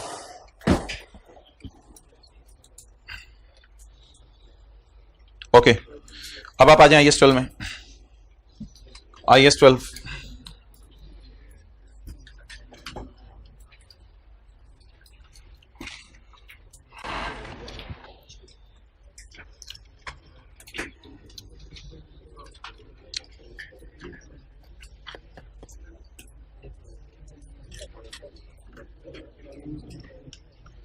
यार वीडियो आप पॉज कर दो 3 मिनट के लिए, पेज 263 पे आए और पेज 264 पे, पेज 264 पे ये एग्जांपल्स आ रही हैं। इन एग्जांपल्स के ऊपर और नीचे आपने नहीं पढ़ना, इन एग्जांपल्स के ऊपर और नीचे आपने नहीं पढ़ना। ये 6 एग्जांपल्स के आगे इनकी मुझे टैक्स बेस आप निकाल दें। मैं आपको 3 मिनट दे रहा हूं, इन 6 एग्जांपल्स की टैक्स बेस निकाल दें। जस्ट एक रिवीजन है ये ना, असल में स्टैंडर्ड ओरिजिनल जो स्टैंडर्ड है ना, स्टैंडर्ड ने 6 एग्जांपल्स दिए हैं। स्टैंडर्ड कहता है जिस बच्चे को टैक्स बेस समझ आ गई है, जरा उस बच्चे को ये 6 एग्जांपल्स की टैक्स बेस मुझे निकाल दे, तो मेरे ख्याल से इसे समझ आ गई है टैक्स बेस। पेज नंबर 264, नीचे ऊपर नहीं पढ़ना कुछ आपने। चलें जी, ऑफ कर दो, 1 मिनट बाद ऑन कर। अच्छा जी, पॉइंट 4 आप लोगों के लिए नया था, पॉइंट 1 से मैं स्टार्ट करता हूं। Interest receivable has a carrying amount of 100। इसको बेशक आप ऐसे सोच भी लिया करें, क्लोजिंग रिसीवेबल 100, P&L में गया होगा 100, लेकिन ऐसे सोचने की जरूरत नहीं है। Interest will be taxed on cash basis, तो कैश अकाउंटिंग फॉलो कर रहे हैं, तो इसका मतलब है वो लोग एक्रूवल के 4 लफ्ज मानते ही नहीं, रिसीवेबल पेएबल वगैरह, तो इसलिए टैक्स बेस क्या होगी, 0। तो इसलिए अकाउंट बनाने की जरूरत नहीं थी, वैसी बात समझ आ गई थी। Dividend receivable from a subsidiary, हमारी कोई छोटी कंपनी है जिससे हमने डिविडेंड लेना है, जिसकी कैरिंग अमाउंट है 100 रुपया। हमारी कोई छोटी कंपनी है जिससे हमने डिविडेंड लेना है, तो dividend income closing receivable 100। The dividends are not taxable, dividend taxable नहीं है। ये है जीप सिनेरियो, जब भी एग्जेम्प्ट इनकम आ जाएगी तो जबरदस्ती अज्यूम करेंगे कैरिंग अमाउंट को टैक्स बेस के बराबर। तो इधर मैं आपके समझने के लिए कैरिंग अमाउंट भी लिख रहा हूं और टैक्स बेस भी लिख रहा हूं, ताकि डिफरेंस को आने से रोका जाए, कोई डिफरेंस ना आए। डेटर्स की कैरिंग अमाउंट है 100 रुपया, डेटर्स की कैरिंग अमाउंट है 100 रुपया, ये एडजस्टमेंट क्लास में करवाई थी। डेटर्स की कैरिंग अमाउंट है 100 रुपया, इसलिए अच्छा, डेटर्स की कैरिंग अमाउंट 100 रुपये का मतलब ये होता है कि सेल कैश से 100 रुपया ज्यादा हो गई थी। कोई गहरी बात नहीं की, सादा सी बात की है कि सेल कैश से 100 रुपया ज्यादा हो गई थी, इस वजह से कैरी डाउन इधर आया। हो सकता है ऐसा हुआ होता, सेल 110 होती, कैश 10 होता। ये मैं कह रहा हूं, डेटर्स की कैरिंग अमाउंट 100 का मतलब ये होता है कि सेल कैश से 100 रुपया ज्यादा हो गई थी, अज्यूमिंग के ब्रॉट डाउन 0 है, समझाने के लिए बात कर रहा हूं। Debtor have a carrying amount of 100। The revenue, वैसे हमने बुक कर लिया हुआ, हम अकाउंटेंट्स ने। टैक्स वाले क्या कह रहे हैं, the revenue has already been included in profits. Tax वाले कह रहे हैं ये प्रॉफिट्स में डाल लो। अजीब सा फिक्रा लगता है, हैज ऑलरेडी बीन इंक्लूडेड, डाल चुके हैं, लेकिन ऐसे अजीब सा ना पड़े, has already been included in profits समझ ले, बस ऑलरेडी डाल चुका है। तो वो भी कह रहे हैं डाल चुका है, हमने टी काउंट बना के देखा है कि डला है सेल में, क्यों साइड पे P&L बैलेंसिंग आता है, तो हमने टी काउंट में डाल के देखा कि डला है। अब हम भी कह रहे हैं डला है, वो भी कह रहे हैं इसको टैक्सेबल प्रॉफिट में डाल लो, तो ऐसी सूरत में हमारे और उनमें कोई इख्तलाफ नहीं है। इसका मतलब है वो भी कौन सी अकाउंटिंग पसंद कर रहे हैं। और ये लाइन अगर डिफरेंट तरीके से, बड़ी अजीब सी अंग्रेजी वैसे स्टैंडर्ड वालों ने लिखी है, हम पाकिस्तानियों को तो बड़ी अजीब सी लगती है। The revenue has already been included in profits, अजीब सी क्यों अंग्रेजी है। आसान अंग्रेजी इसकी ये होनी चाहिए थी, the revenue is a part of taxable profits as well. अच्छा, लेकिन इसकी उल्टी अंग्रेजी क्या होती, the revenue will be taxed when received, तो फिर कौन सी अकाउंटिंग होती। लेकिन अभी कौन सी अकाउंटिंग है, हमने भी सेल में डाल लिया, उन्होंने भी सेल में डाल लिया, तो फिर कौन सी अकाउंटिंग वो फॉलो कर रहे हैं जो हम फॉलो कर रहे हैं। हम हमेशा एक्रूवल करते हैं, वो कभी एक्रूवल कभी कैश, तो इसलिए इसकी टैक्स बेस जो है वो आप क्या लेंगे, बोले 100 लेंगे। नेक्स्ट, अच्छा, ये जो होते हैं ना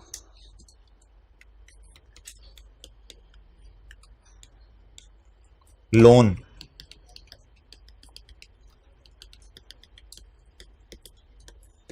आपने लोन लिया 200 रुपए, इस पे इंटरेस्ट पे कर दिया या करेंगे? तो 10 रुपए को आपने सोचना है करंट टैक्स में कैसे जाएगा।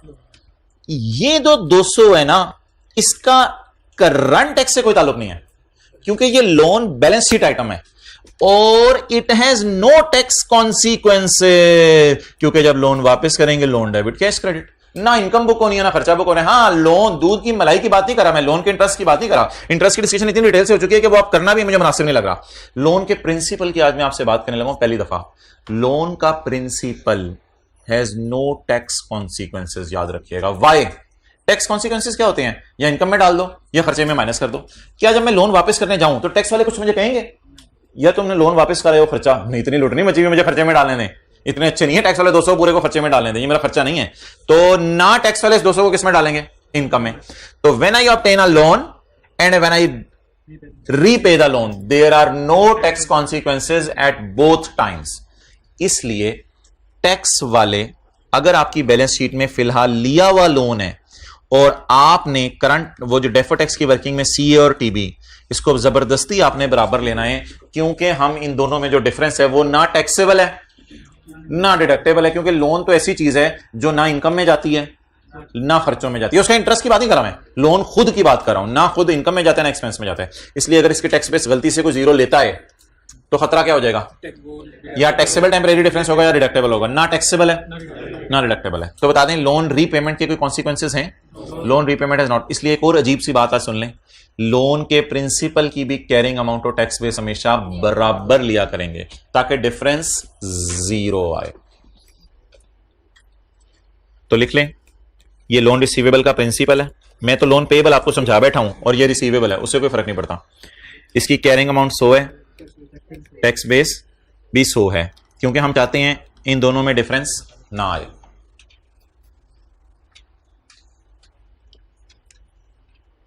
अगला तो आसान है। प्रीपेड टाइप चीज एग्जिस्ट करती है अकाउंटिंग वालों की नजर में, लेकिन टैक्स वाले कहते हैं तब माइनस करो जब पे हो। तो बताने कौन सी अकाउंटिंग है? कैश अकाउंटिंग में आपने सब्र करना है, तो टैक्स बेस कितना लें? 0 लें। पॉइंट नंबर 6, अजीब अजीब मुश्किल इंग्लिश लिख दी लॉ बनाने वाले ने, आईएफआरएस वाले ने अजीब मुश्किल इंग्लिश लिख दी। मशीन की कॉस्ट 100, कैरिंग अमाउंट अकाउंटिंग वाले आज तक कितना डेप्रिशिएट कर चुके हैं? 10। For tax purposes depreciation of 30 has already been deducted in current and prior periods. इसका मतलब इस साल की डेप्रिसिएशन चार्ज हो चुकी है। ये अकामुलेटेड डेप्रिसिएशन है टैक्स वालों की, ये बुक वैल्यू है accumulated. For tax purposes depreciation of 30 has already been deducted in current and prior periods, बाकी छोड़ दें। अब आप मुझे बता दें कि टैक्स बेस क्या आ गई? 70। What is cost? 100। What is carrying amount? 90। What is tax base? 70। इस 70 के बारे में हम कैसे सोचा करते थे? किसी को याद हो? इस 70 के बारे में हम जो सोचा करते थे वो इसने इंग्लिश में लिखा है। इस 70 के बारे में हम क्या सोचते थे? या तो ये 70 फ्यूचर के अंदर डिडक्शन के तौर पर माइनस हो जाएगा ऐसे डेप्रिसिएशन के नाम से। ऐसा भी तो हो सकता है कि ये 70 फ्यूचर में खर्चे के, भाई बड़ी इंपॉर्टेंट बात करने लगा हूं, ऐसा भी तो हो सकता है ये 70 फ्यूचर में डेप्रिसिएशन के नाम से माइनस ना हो, बल्कि ये अगले दिन चोरी हो जाए एसेट। तो टैक्स वाले कहेंगे हम आपके लॉस को मानते हैं। तो 70 वाला एसेट डिस्पोजल अकाउंट में जाए, एसेट की बीवी और 70, कैश रिसीव फ्रॉम चोर 0, बैलेंसिंग लॉस। तो क्या ये 70 अगले साल लॉस भी बन सकता है? और अगर थोड़ा एसेट अपने पास ही रहे तो आहिस्ता आहिस्ता ये 70 डेप्रिशिएट भी हो सकता है। ऐसा भी हो सकता है कि 70 वाला एसेट हमारे पास रहे और हमें रेवेन्यू कमा के देता रहे, और कल कला को ये 70 वाला जो एसेट है इसको जब मैं बाजार लेके जाऊं तो ये 70 वाला एसेट मेरा 72 का बिक जाए, तो मुझे 2 का क्या आ जाए? गेन आ जाए। तो ये 70 डिफरेंट तरीके से बिहेव कर सकता है इन फ्यूचर। नंबर 1, ये हो सकता है इसको डेप्रिशिएट करना पड़ जाए, हो सकता है बेचें तो इस पे गेन आ जाए, हो सकता है बेचें तो इस पे। कुछ इस किस्म की कहानी उसने आगे लिखने की कोशिश की, ऐसे परेशान करने के लिए। टैक्स बेस में निकाल चुका हूं जो सवाल की रिक्वायरमेंट थी, परेशान वाली कहानी पढ़ लेते हैं। For tax purposes depreciation of 30 has already been deducted in this and prior. ये टोटल है, अब ये ना कहिएगा ईच करंट और प्रायर सब में 30-30 है। एंड द रिमेनिंग कॉस्ट कितनी? Total cost, what is depreciated, what is remaining, and 70 will be deductible in future. Future में ये खर्चे के तौर पे माइनस कर लें, ईदर एज डेप्रिसिएशन और through a deduction on disposal. यहां डिडक्शन का मतलब लॉस है उसका, या तो आप इसे खर्चे के तौर पे माइनस कर लें या बेचने पे किसके तौर पे माइनस कर लें, लॉस के तौर पे माइनस कर लें। Revenue generated by using the machine, या ऐसा भी हो सकता है कि आप मशीन को इस्तेमाल करें और उससे क्या कमाएं, चीजें बनाएं और रेवेन्यू कमाएं, इस टैक्सेबल। कहते हैं वो जो रेवेन्यू मशीन के इस्तेमाल करने से आता है ना, उसमें हमने टैक्स देना होता है। तो इसका मतलब है फ्यूचर में इंशाल्लाह टैक्सेबल प्रॉफिट्स आएंगे जिसमें से ये वाली 70 की डिडक्शन माइनस कर लेंगे। अगली बात, any gain on disposal will be taxable. अगर 70 वाली चीज 72 में बिक जाए तो 2 रुपए क्या होंगे, taxable. And any loss on disposal will be deductible. 70 वाली चीज 68 में बिकी तो 2 का लॉस खर्चे के तौर पे माइनस करने की इजाजत है। तो हम एक ही तरीके से समझते थे, इसने 3 तरीके से बात की। इसने कहा या 70 फ्यूचर में डिडक्शन के तौर पे माइनस हो जाएगा, या 70 डिस्पोजल के लॉस वाली कैलकुलेशन में चला जाएगा, या 70 फ्यूचर के गेन वाली कैलकुलेशन में चला जाएगा। ओके चलें जी, अब लाइबिलिटीज हैं पिछले सफे पे 5, इनकी टैक्स बेस बता दें। ये किनकी थी, एसेट्स की। अब लाइबिलिटीज की 5 की टैक्स बेस बता दें। पिछले सफे पर 5 लाइबिलिटीज हैं।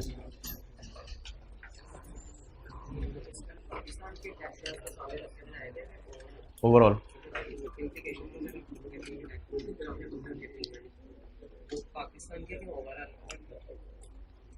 अच्छा यार, एक बीच में सवाल आ गया भाई का, 1 मिनट जरा रुक के सुन लें बात। इनका यह सवाल आया कि IFRS तो दुनिया में बने हुए हैं जिनमें कैरिंग अमाउंट्स निकालनी होती हैं, लेकिन टैक्स बेस के जो रूल्स हैं वो ना सवाल बताता है। क्योंकि टैक्स बेस के रूल्स, मिसाल के तौर पे हो सकता है कि, मिसाल दे रहा हूं कि ICAP किसी स्विट्जरलैंड की किताब से हमें सवाल उठा के दे दे, तो उस किताब में हो सकता है लिखा हो टैक्स वाले कहते हैं कि आपने खरीदने के साल में फुली डेप्रिशिएट करना है और बेचने के साल में डेप्रिशिएट नहीं करना। हो सकता है उसका सवाल उठा के दे दे, वो सवाल ने बताया होता है। लेकिन जिन्होंने टैक्स पढ़ा हुआ है उनको पता है पाकिस्तान में ऐसा नहीं है। पाकिस्तान में जिन्होंने बिजनेस का चैप्टर पढ़ा हुआ है, हमने पढ़ा था डेप्रिसिएशन में खरीदने के साल में डेप्रिसिएशन पे 50% फैक्टर लगता है और बेचने के साल में 50% फैक्टर लगता है। लेकिन वैसा ऐसा कॉम्प्लिकेटेड सवाल है कि कैफ 5 में इसलिए डालता कि उसको पता है कि कैफ 2 उसको भूली हुई है, तो इसलिए सादा सादा सी बातें करता है कि खरीदने के साल में या फुली डेप्रिशिएट कर दो या जितने महीने इस्तेमाल हुए उतने महीने डेप्रिशिएट कर दो। चलें जी, साथ साथ ही पढ़ लेते हैं। Current liabilities include accrued expenses of so. मैंने आपको 12 कहा था कि इसको पहले बना लिया करें वरना कंफ्यूज कर सकता है। मुझे पता है आगे अंग्रेजी आसान लिखी हुई है, लेकिन फिर भी मैं आपके रिवीजन के लिए कर रहा हूं। एक्सपेंस का कौन बनाना है, इनकम का, एक्सपेंस का। एक्रूड एक्सपेंसेस का क्या मतलब होता है, पेएबल या रिसीव, प्रीपेड, पेएबल। तो क्लोजिंग पेएबल, गलत साइड पे लिख रहा हूं, गलत साइड पे। क्लोजिंग पेएबल कितना हो गया, 100। अगर पेएबल पे अगले साल होगा, इस साल कहां जाएगा, खर्चे में। द खर्चा will be deducted when paid. तो कौन सी अकाउंटिंग, कैश अकाउंटिंग में टैक्स बेस क्या होती है, 0। तो अल्लाह का शुक्र है इसको टीबी नहीं है। आगे चलें, करंट लाइबिलिटीज में एक्रूड एक्सपेंसेस पड़े हुए हैं, शुक्र है वही ऊपर वाला अकाउंट मेरा चल जाएगा। करंट लाइबिलिटीज में एक्रूड एक्सपेंसेस पड़े हुए हैं with a carrying amount of 100। The related खर्चा हैज ऑलरेडी, जरा कंफ्यूज करते हैं, छोड़ें, has been deducted for tax purpose. ये अकाउंट बना के समझ आता है, द खर्चा has been allowed for tax purpose. Tax वाले कह रहे हैं खर्चा अलाउ कर लो, हम कह रहे हैं हमने भी किया हुआ है। टैक्स वालों का ब्रो ब्रो, भूल जाती है ना, कुछ चीजें याद करती हैं, तो ब्रो ब्रो हैं सारे। तो जब ब्रो ब्रो हैं तो अफसोस के साथ ऐलान किया जाता है इसको टीबी हो गया है, 100 लेवल आया इसका, ठीक है जी। तो टैक्स बेस इसकी 100 हो गई। वाई, क्योंकि कौन सी अकाउंटिंग फॉलो हुई है, एक्रूअल अकाउंटिंग फॉलो हुई है। सर आपको कैसे पता चला, हमने खर्चे में डाल दिया था, हम अकाउंटिंग वालों ने। पुत्र मैंने टी अकाउंट बनाया, टी अकाउंट बना के मुझे पता चला अकाउंटिंग वालों ने खर्चे में डाल दिया। टी अकाउंट नहीं बनाएंगे तो रिस्की काम हो जाएगा, पेपर में गलती हो सकती है। ये लाइन कह रही है द खर्चा is to be deducted when paid. The खर्चा इज ऑलरेडी डिडक्टेड। टैक्स वाले भी इसको माइनस कर चुके हैं, तो हमने भी माइनस कर लिया। जब दोनों ने माइनस कर लिया तो ब्रो ब्रो। करंट लाइबिलिटीज में ये हो गया सबर, ये हो गया शुक्र। आखिरी सिनेरियो तीसरा, current liabilities include fine payable. Fine is never deductible for tax purpose. तो बता दें आप, कैरिंग अमाउंट और टैक्स बेस बराबर क्यों लेनी जरूरी है, ताकि टेम्पोरेरी डिफरेंस ना आए। लोन पेएबल तो समझा दिया था आपको, उधर लोन रिसीवेबल था। लोन पेएबल की कैरिंग अमाउंट 100 है। लोन पेएबल जब पे होगा तो क्या एंट्री होगी, पेएबल डेबिट। तो ना कोई डिडक्शन है फ्यूचर में, ना कोई टैक्स देना फ्यूचर में, ना डिडक्शन ना फ्यूचर में टैक्स। तो it has no tax consequences. The repayment of loan will have no tax consequences. इसलिए कैरिंग अमाउंट और टैक्स बेस बराबर लेनी क्यों जरूरी है, आगे लिखें, ताकि डिफरेंस हमारा क्या आए, 0 आए। अगर पेपर में पूछ ले लोन रिसीवेबल की टैक्स बेस क्या है, तो आपने बराबर लेनी है कैरिंग अमाउंट के। करंट लाइबिलिटीज में रेवेन्यू पड़ा हुआ एडवांस, हाँ प्रीपेड कहां से आ गया यार, खुदा का खौफ करो, प्रीपेड का लफ्ज खर्चों के लिए होता है। करंट लायबिलिटीज में रेवेन्यू पड़ा इन एडवांस, ये क्या चीज है, ये पड़ी होनी चाहिए वैसे। हाँ, रेवेन्यू इन एडवांस का क्या मतलब है, आपने अगले साल का रेंटल इनकम ले लिया है लेकिन अभी तक आपने सर्विस नहीं दी। करंट लायबिलिटीज में पड़ा है revenue received in advance with the carrying amount of 100, the revenue was taxed on cash base. Revenue पे टैक्स कब लगना है, जब रिसीव होगा। बता दें कौन सी अकाउंटिंग, कैश अकाउंटिंग। तो कैश अकाउंटिंग क्या कहती है, टैक्स बेस क्या ले लो, जीरो ले लो। टैक्स बेस क्या ले लो, जीरो ले लो। अच्छा, इसमें ना अक्सर लोग एक सवाल पूछते हैं कि टैक्स बेस जीरो क्यों है। ऐसी हल्की सी लॉजिक की बात आपसे करने लगा हूं, हालांकि कैश बेसिस में आपको पता है टैक्स बेस जीरो होती है। इसका अकाउंट बना के मैं आपको समझाने लगा हूं। ऐसी मिसाल दे रहा हूं रेंटल इनकम की। देखें इधर, रेंटल इनकम में ये आ गया closing unearned 100 rupees. Unearned earn होके पीएनएल में कब जाएगा, इस साल कैश में जाएगा कितना, 100। What is carrying amount 100। Tax वाले कहते हैं कैश अकाउंटिंग तो टैक्स बेस जीरो। बच्चे लॉजिक पूछते हैं टैक्स बेस क्यों जीरो, लॉजिक पूछते हैं टैक्स बेस क्यों जीरो। इसलिए कि टैक्स वाले कह रहे हैं जब पैसे आए तो इनकम में डालो, इसलिए अनअर्न्ड जीरो आ जाता है। ये इसकी लॉजिक है, जब पैसे आए इनकम में डालो। लेकिन टैक्स वालों के मुताबिक अकाउंट कभी ना बनाइएगा। टैक्स वालों के मुताबिक account banana will always create a hassle, इसको छोड़े मरे। तो बता दें जी, आप बता दें अगर जब भी कैश अकाउंटिंग फॉलो हो रही होगी तो टैक्स बेस क्या लेंगे, जीरो लेंगे। कैश आ गया ना एडवांस में, तो टैक्स वाले कह रहे हैं it is taxable on cash basis. तो इसका मतलब है इसमें इनकम में डाल दिया तो टैक्स वालों की नजर में फिर क्लोजिंग बैलेंसिंग जीरो आ जाएंगे। ये वजह बनती है।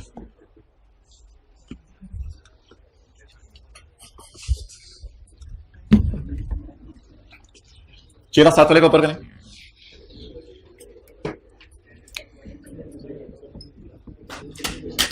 रिवैल्यूएशन की जनरल एंट्रीज आती हैं किसी माइकल लाल को, किसी अच्छे बच्चे को आती हैं। माइकल लाल अच्छा बच्चा होता है, आप क्या समझते हैं माइकल लाल, वालदा का अच्छा बच्चा। अच्छा जी, रिवैल्यूएशन की जनरल एंट्रीज बताएं। Accumulated depreciation debit, asset credit. अभी डेफर्ड टैक्स टैक्स को छोड़ें फिलहाल। Asset debit, revaluation surplus in OCI, credit. अगर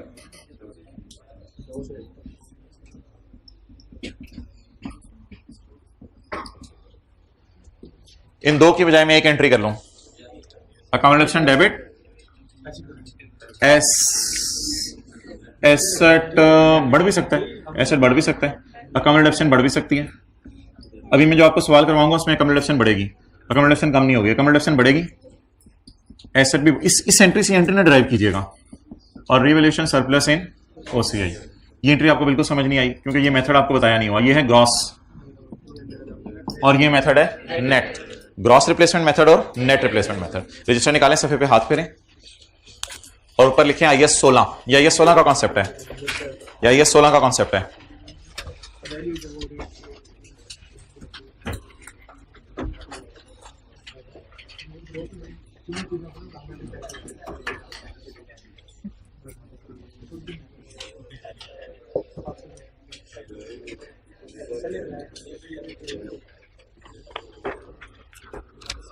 बुक।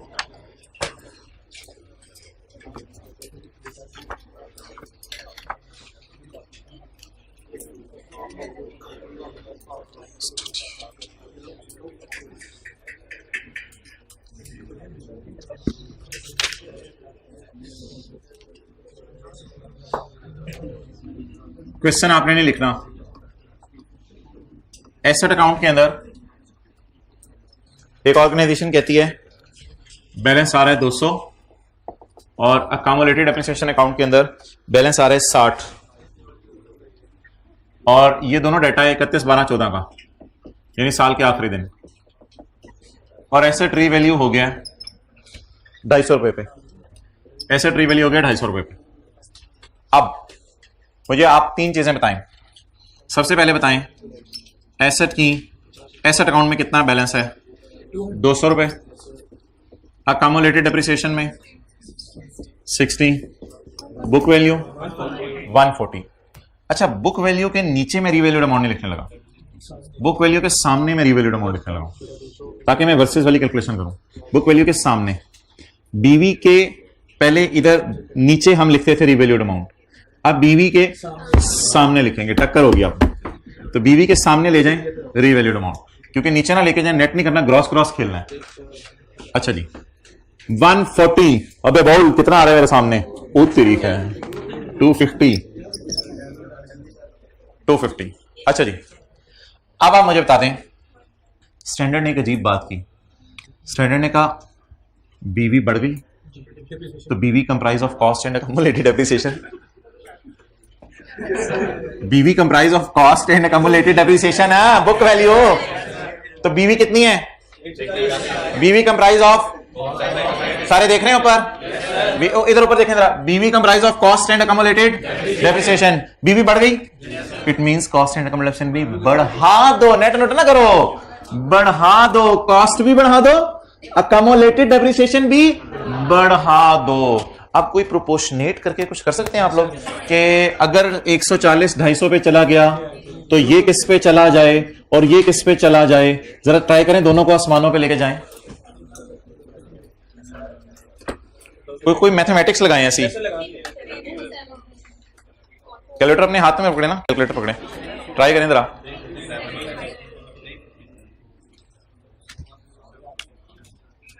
अच्छा, इन चक्रों में पढ़ने की जरूरत ही नहीं, ये फिगरें 140 पे पड़ी हुई हैं, इनको 250 पे ले जाओ, मल्टीप्लाई फैक्टर से कर दें बस।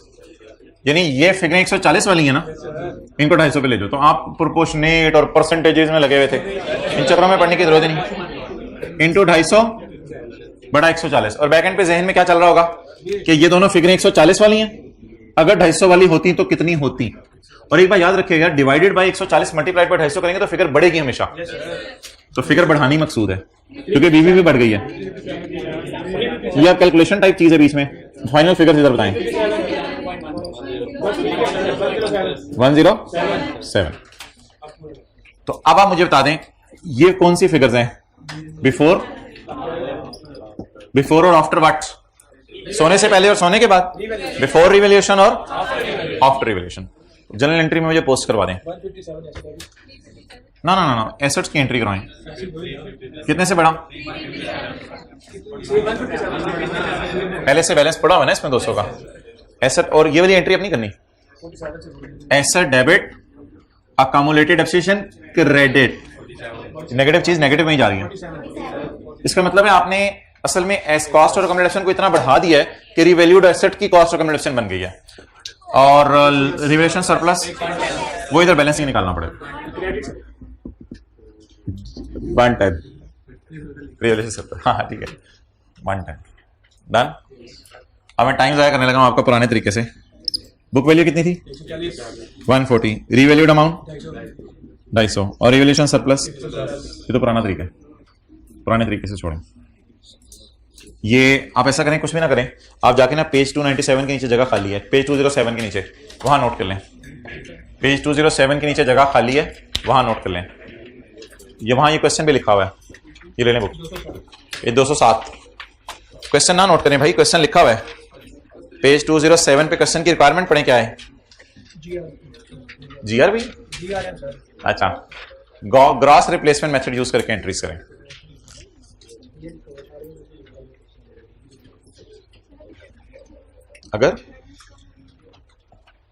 अगर ये 140 वाला 110 का हो जाता, बताएं 140 वाला 110 का हो जाता, तो ये दोनों फिगर्स भी शायद 180 हो जाती, शायद ये 50 हो जाती, तो फिर क्रेडिट हो जाना था एसेट और अकमुलेशन डेबिट हो जानी थी।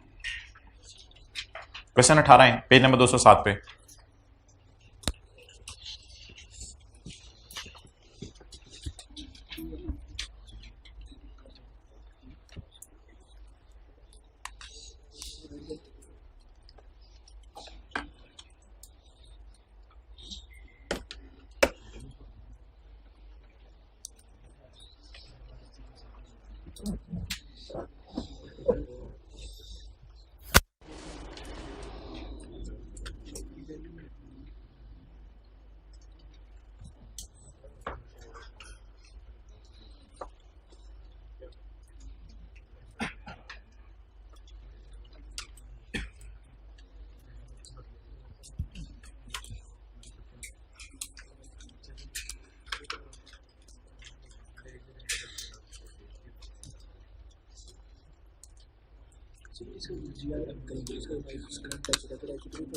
किसका?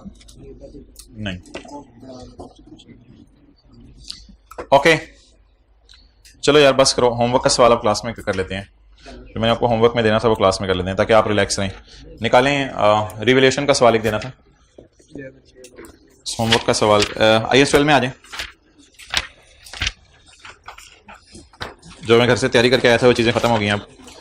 क्वेश्चन कौन सा वाला है? मरकरी के पास है, मरकरी के पास है।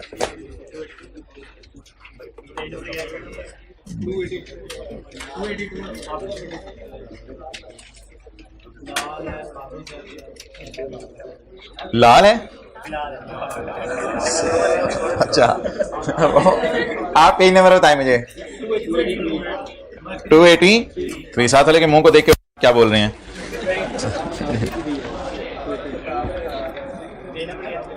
283 10 दफा मैं कहने लगा 283 Abel Limited uses the revaluation model for subsequent measurement of PP and has a policy of revaluing its assets on annual basis.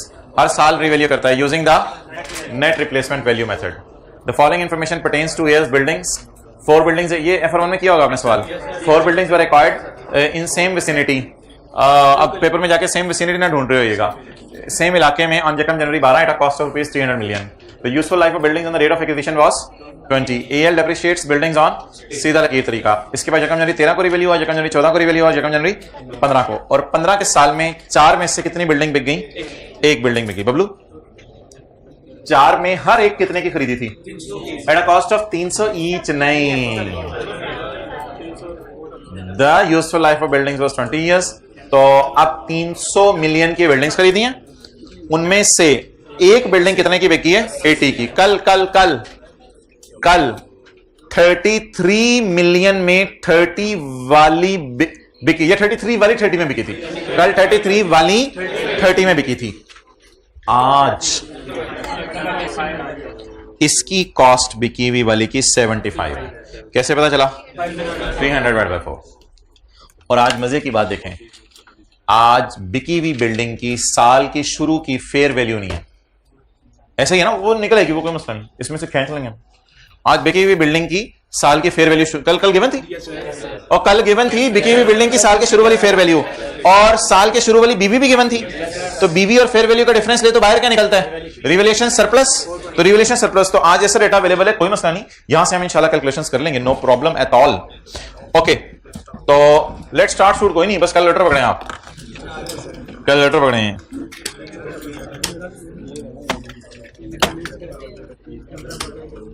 इसका सॉल्यूशन किस पेज पे है?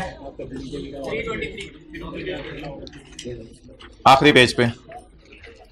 अल्लाह आपके भाग लगाए।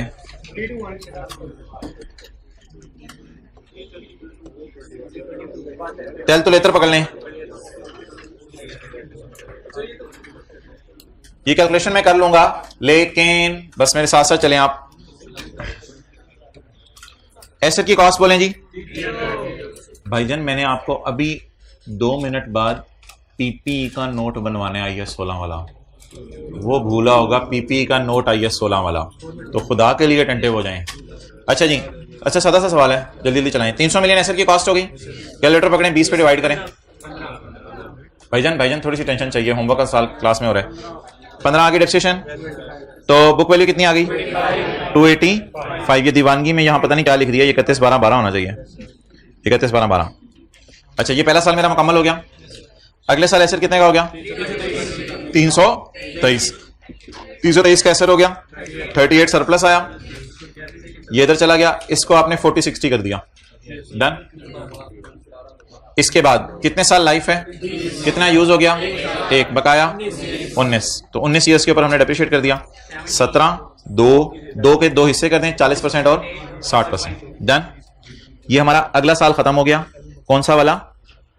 2013 वाला। यार ये क्यों लिखा हुआ है ये? लेकिन नहीं लिखना चाहिए था ना, हमारी आदत नहीं है ये लिखने की। ना ना ना बबलू, ऐसे नहीं होता ना, अच्छा नहीं लगता। ये दूसरा साल खत्म हो गया, क्योंकि ये 306 रुपए मुझे पता होना चाहिए, बैलेंस शीट में जाने हैं, तो इसलिए ये डेट रकम जनवरी की नहीं लिखी होनी चाहिए थी। अच्छा जी, अगले साल बताएं कितने का रिवैल्यू हुआ? 252 का। तो 252 का रिवेन्यू हुआ, 54 का लॉस। पहले गम पड़ा हुआ है 36 का, सॉरी खुशी पड़ी हुई है 36 की, उसे खत्म कर दें, बाकी लॉस बुक कर लें और 36 के 2 हिस्से कर दें। Done, okay. इसके बाद डेप्रिशिएट करें 14 रुपए, आम हालात की डेप्रिशिएशन 15, खास हालात की 14, इसमें कम डेप्रिशिएशन पड़ी हुई है 1, लेकिन इसकी एंट्री नहीं करनी, ये 1 रुपया हो गया। इसके बाद WDV आ गई 31 12 14 को, और नेक्स्ट एसेट अब कितने पे चला गया, 272 पे। ये जो 272 के ऊपर एसेट गया है, इसमें अब मुझे आपकी तरह टेंशन चाहिए। 272 पे एसेट चला गया है और सरप्लस में कितना पड़ा हुआ है, 17, और सरप्लस के 2 हिस्से 40 और 60। ओके, अब कैलकुलेटर हाथों में हो, आपको पता है 3 दफा कैलकुलेशंस करनी पड़ी थी कल।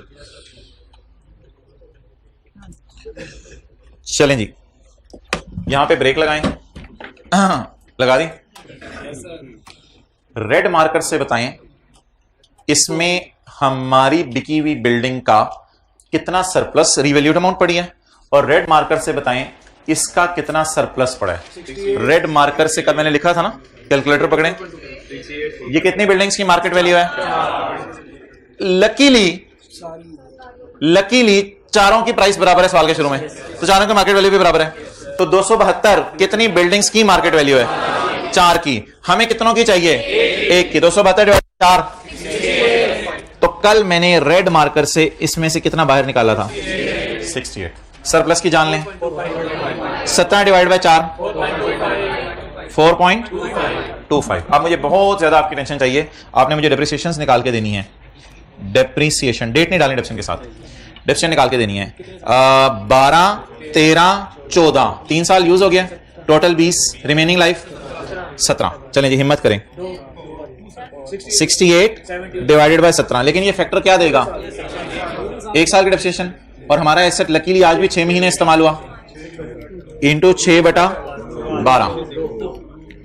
And 4.25 divided by 17 multiplied by 2 0.12। थोड़ा सा हौसला रखें, मैंने भी चलाई हुई है। अच्छा, ये आगे डेप्रिसिएशन मजा आता है, 1 2 का अपना ही मजा है। अच्छा चलें जी आगे, बाकी डेप्रिसिएशन बाकी एसेट्स की निकालनी है और बीच में लाइन खाली छोड़ देनी है। असल ना डिस्पोजल जनरल एंट्री जो मैं आपसे करवाना चाह रहा हूं, लेकिन मुझे बता दें 272 माइनस 68, तो 272 माइनस 68 ये कितनी बिल्डिंग्स की फेयर वैल्यू है, 3 की। डिवाइड करते हैं 17 साल पे, और इसी तरह 17 माइनस 4 ये कितनी बिल्डिंग्स का सरप्लस है, 3। डिवाइड कर दें 17 पे 0.7। अब एक चीज क्या रहेगी,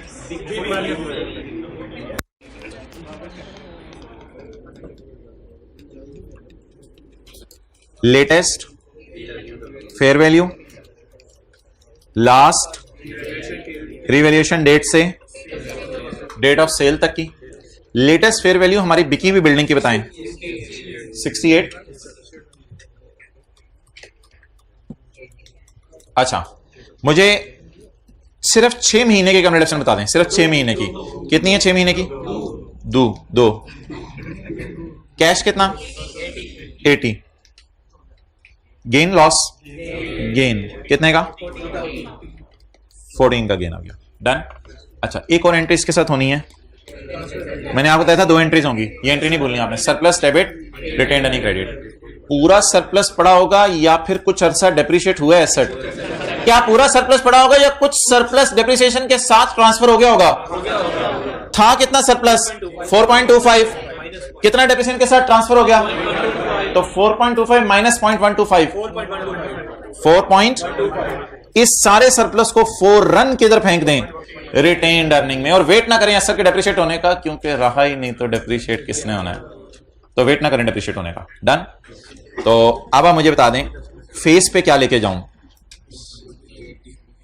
66 फेस पे बीवी जानी है ना, तो फेस पे क्या लेके जाऊं, फेस पे 66 जाना है। याद आ रहे कल वाली बातें। अच्छा जी, तो डिस्पोजल्स की बीवी आप तशरीफ ले जाएं, फरिश्ते आ गए हैं। 66 साथ कफन भी ले जाएं, क्या सबने भरना है 4 पॉइंट। भाईजान बीवी नहीं मरी, उधर से सीए भी मर गया। कैरिंग अमाउंट भी किताबों से खत्म हो गई। बीवी और सीए एक ही चीज है ना? नहीं, वो कह रहे टफ टाइम। अच्छा तो डन हो गया जी। बीवी भी चली गई और सीए भी चला गया, बुक वैल्यू भी चली गई, कैरिंग अमाउंट भी चली गई। एक ही बात है। ये किन की बीवी बची है? आप 3 की बीवी बची है और 1 की बीवी चली गई। Whatever it may be, whatever it may be. Okay. और भाईजान ये जो कॉलम है सरप्लस वाला, इसको आपने दोनों में क्या करना है? तकसीम करना है। बड़ा बना फिरता है ये 7 वाला, मेरी FR1 ये, मेरी FR1 वो। मुझे बताएं, अगर माशाल्लाह पास हो गई, अल्लाह का शुक्र है, या होने वाली है, दोनों सूरतों में मुझे बताएं इस सारे डेटे में से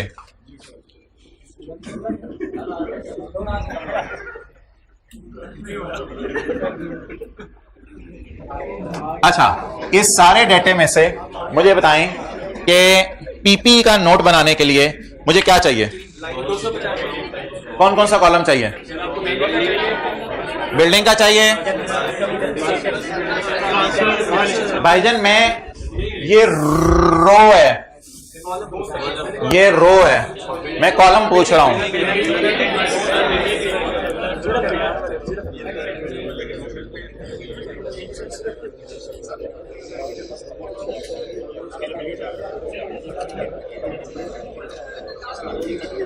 सारे चाचू खुशी की खबर सुने कि सिर्फ हमें बिल्डिंग वाला कॉलम चाहिए। हमें सिर्फ कौन सा वाला कॉलम चाहिए?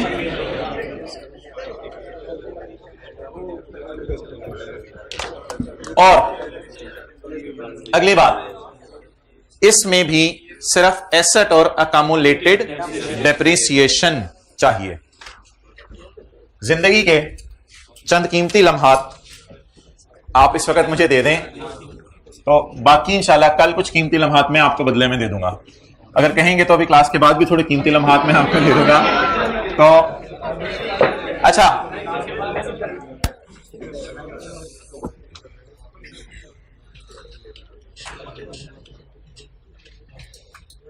इकतीस 12 13, 2 गलतियां थी ना इधर।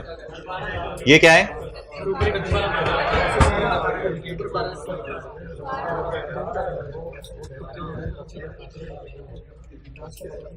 31 12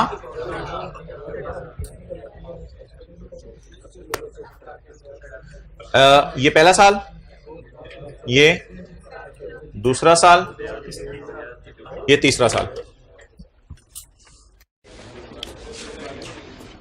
पहला साल कौन सा है? चलें इस साइड पे बनाने दें। कह रहे ग्रॉस कैरिंग अमाउंट। अगर आप इसको रिवाइज नहीं करना चाह रहे तो फिर आप सुन लें कि IS 38 के अंदर जो है वो रिवैल्यूएशन नोट में आती है। मतलब क्या करें? ग्रॉस कैरिंग अमाउंट और अकामुलेटेड।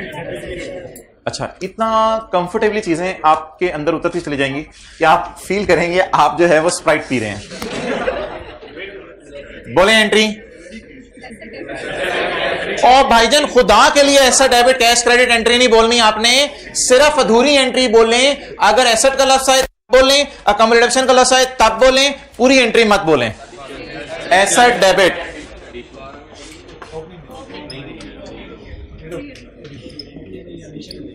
ना ना ना यार सबर, मुझे कराने दो, फिर फीस दी हुई है तो मुझे कराने दो जी। एडिशन कितनी?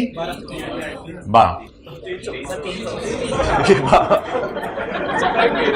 Okay next. पूरी एंट्री बोले अधूरी एंट्री? सबर सबर सबर सबर। Depreciation expense debit accumulated depreciation बढ़ाऊं या खाली अकामुलेशन बढ़ाना बोल दें? डेप्रिसिएशन बढ़ाएं, अकामुलेशन बढ़ाएं।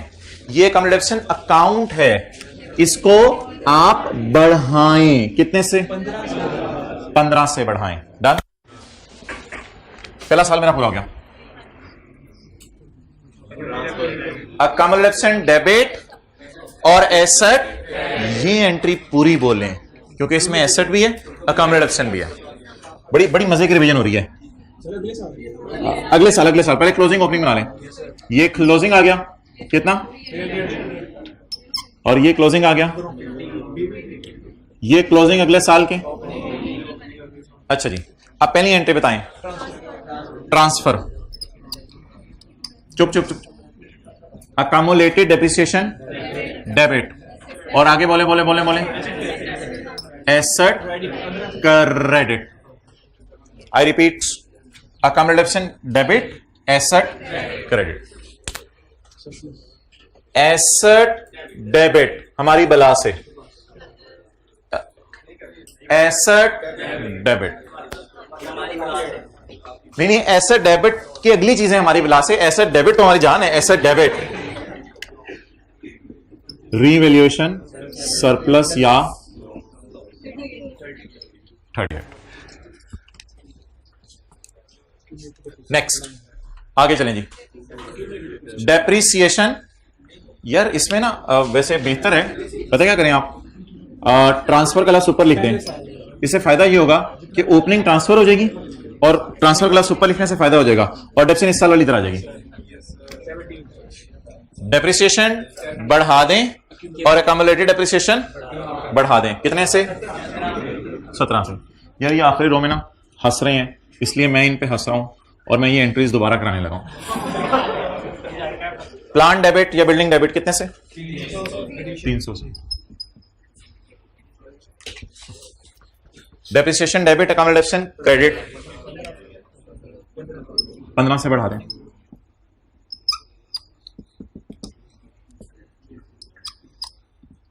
डिस्पोजल की जगह छोड़ी मैंने। 300 ब्रॉड डाउन आ गया, 15 brought down. Accumulation debit, asset credit 15 से।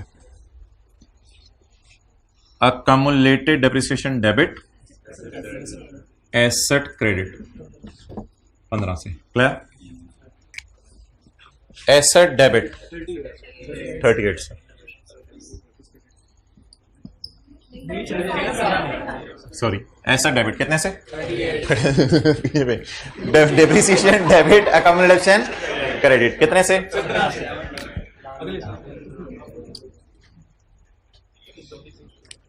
साल खत्म हो गया।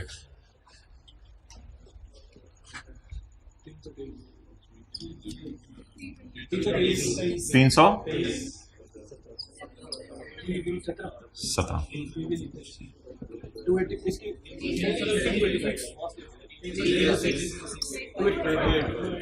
अच्छा, बीवी ना साथ साथ चेक करते रहिएगा। 306 बीवी सेम होनी चाहिए। डन। अब ओपनिंग बोलें। 323 17। अब आपको फील हो रहा होगा एंट्रीज आपके अंदर उतरती चली जा रही हैं। अब बजाय क्या 54 की एंट्री करें, अकामुलेटेड डेप्रिसिएशन डेबिट और asset credit. Accumulated depreciation debit, asset credit, asset credit, बस बाकी छोड़ें। एसेट क्रेडिट 54 से। Accumulated depreciation credit, accumulated depreciation credit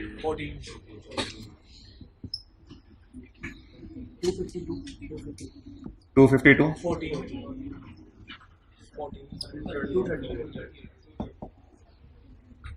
attentive रहिएगा, इधर डिस्पोजल भी होनी है।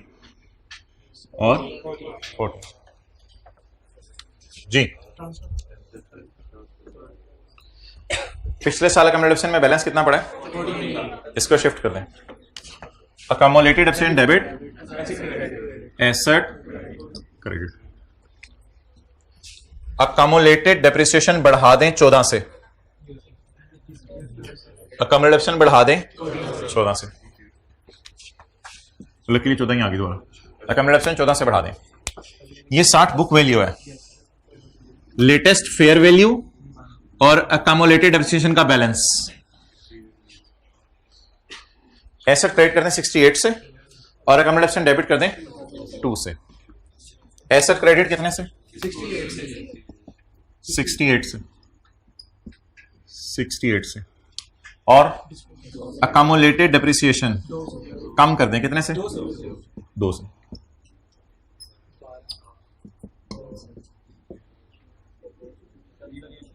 रिवोल्यूशन रिकॉर्ड करने रह गई है। रिवोल्यूशन इस साल की कितनी है? हो ही नहीं रही मेरे ख्याल से। हो रही है रिवोल्यूशन 34 की रिवोल्यूशन। एसेट डेबिट 34 इस साल की एंट्रीज रिवाइज करें। अकामोडेशन डेबिट एसेट क्रेडिट कितने से?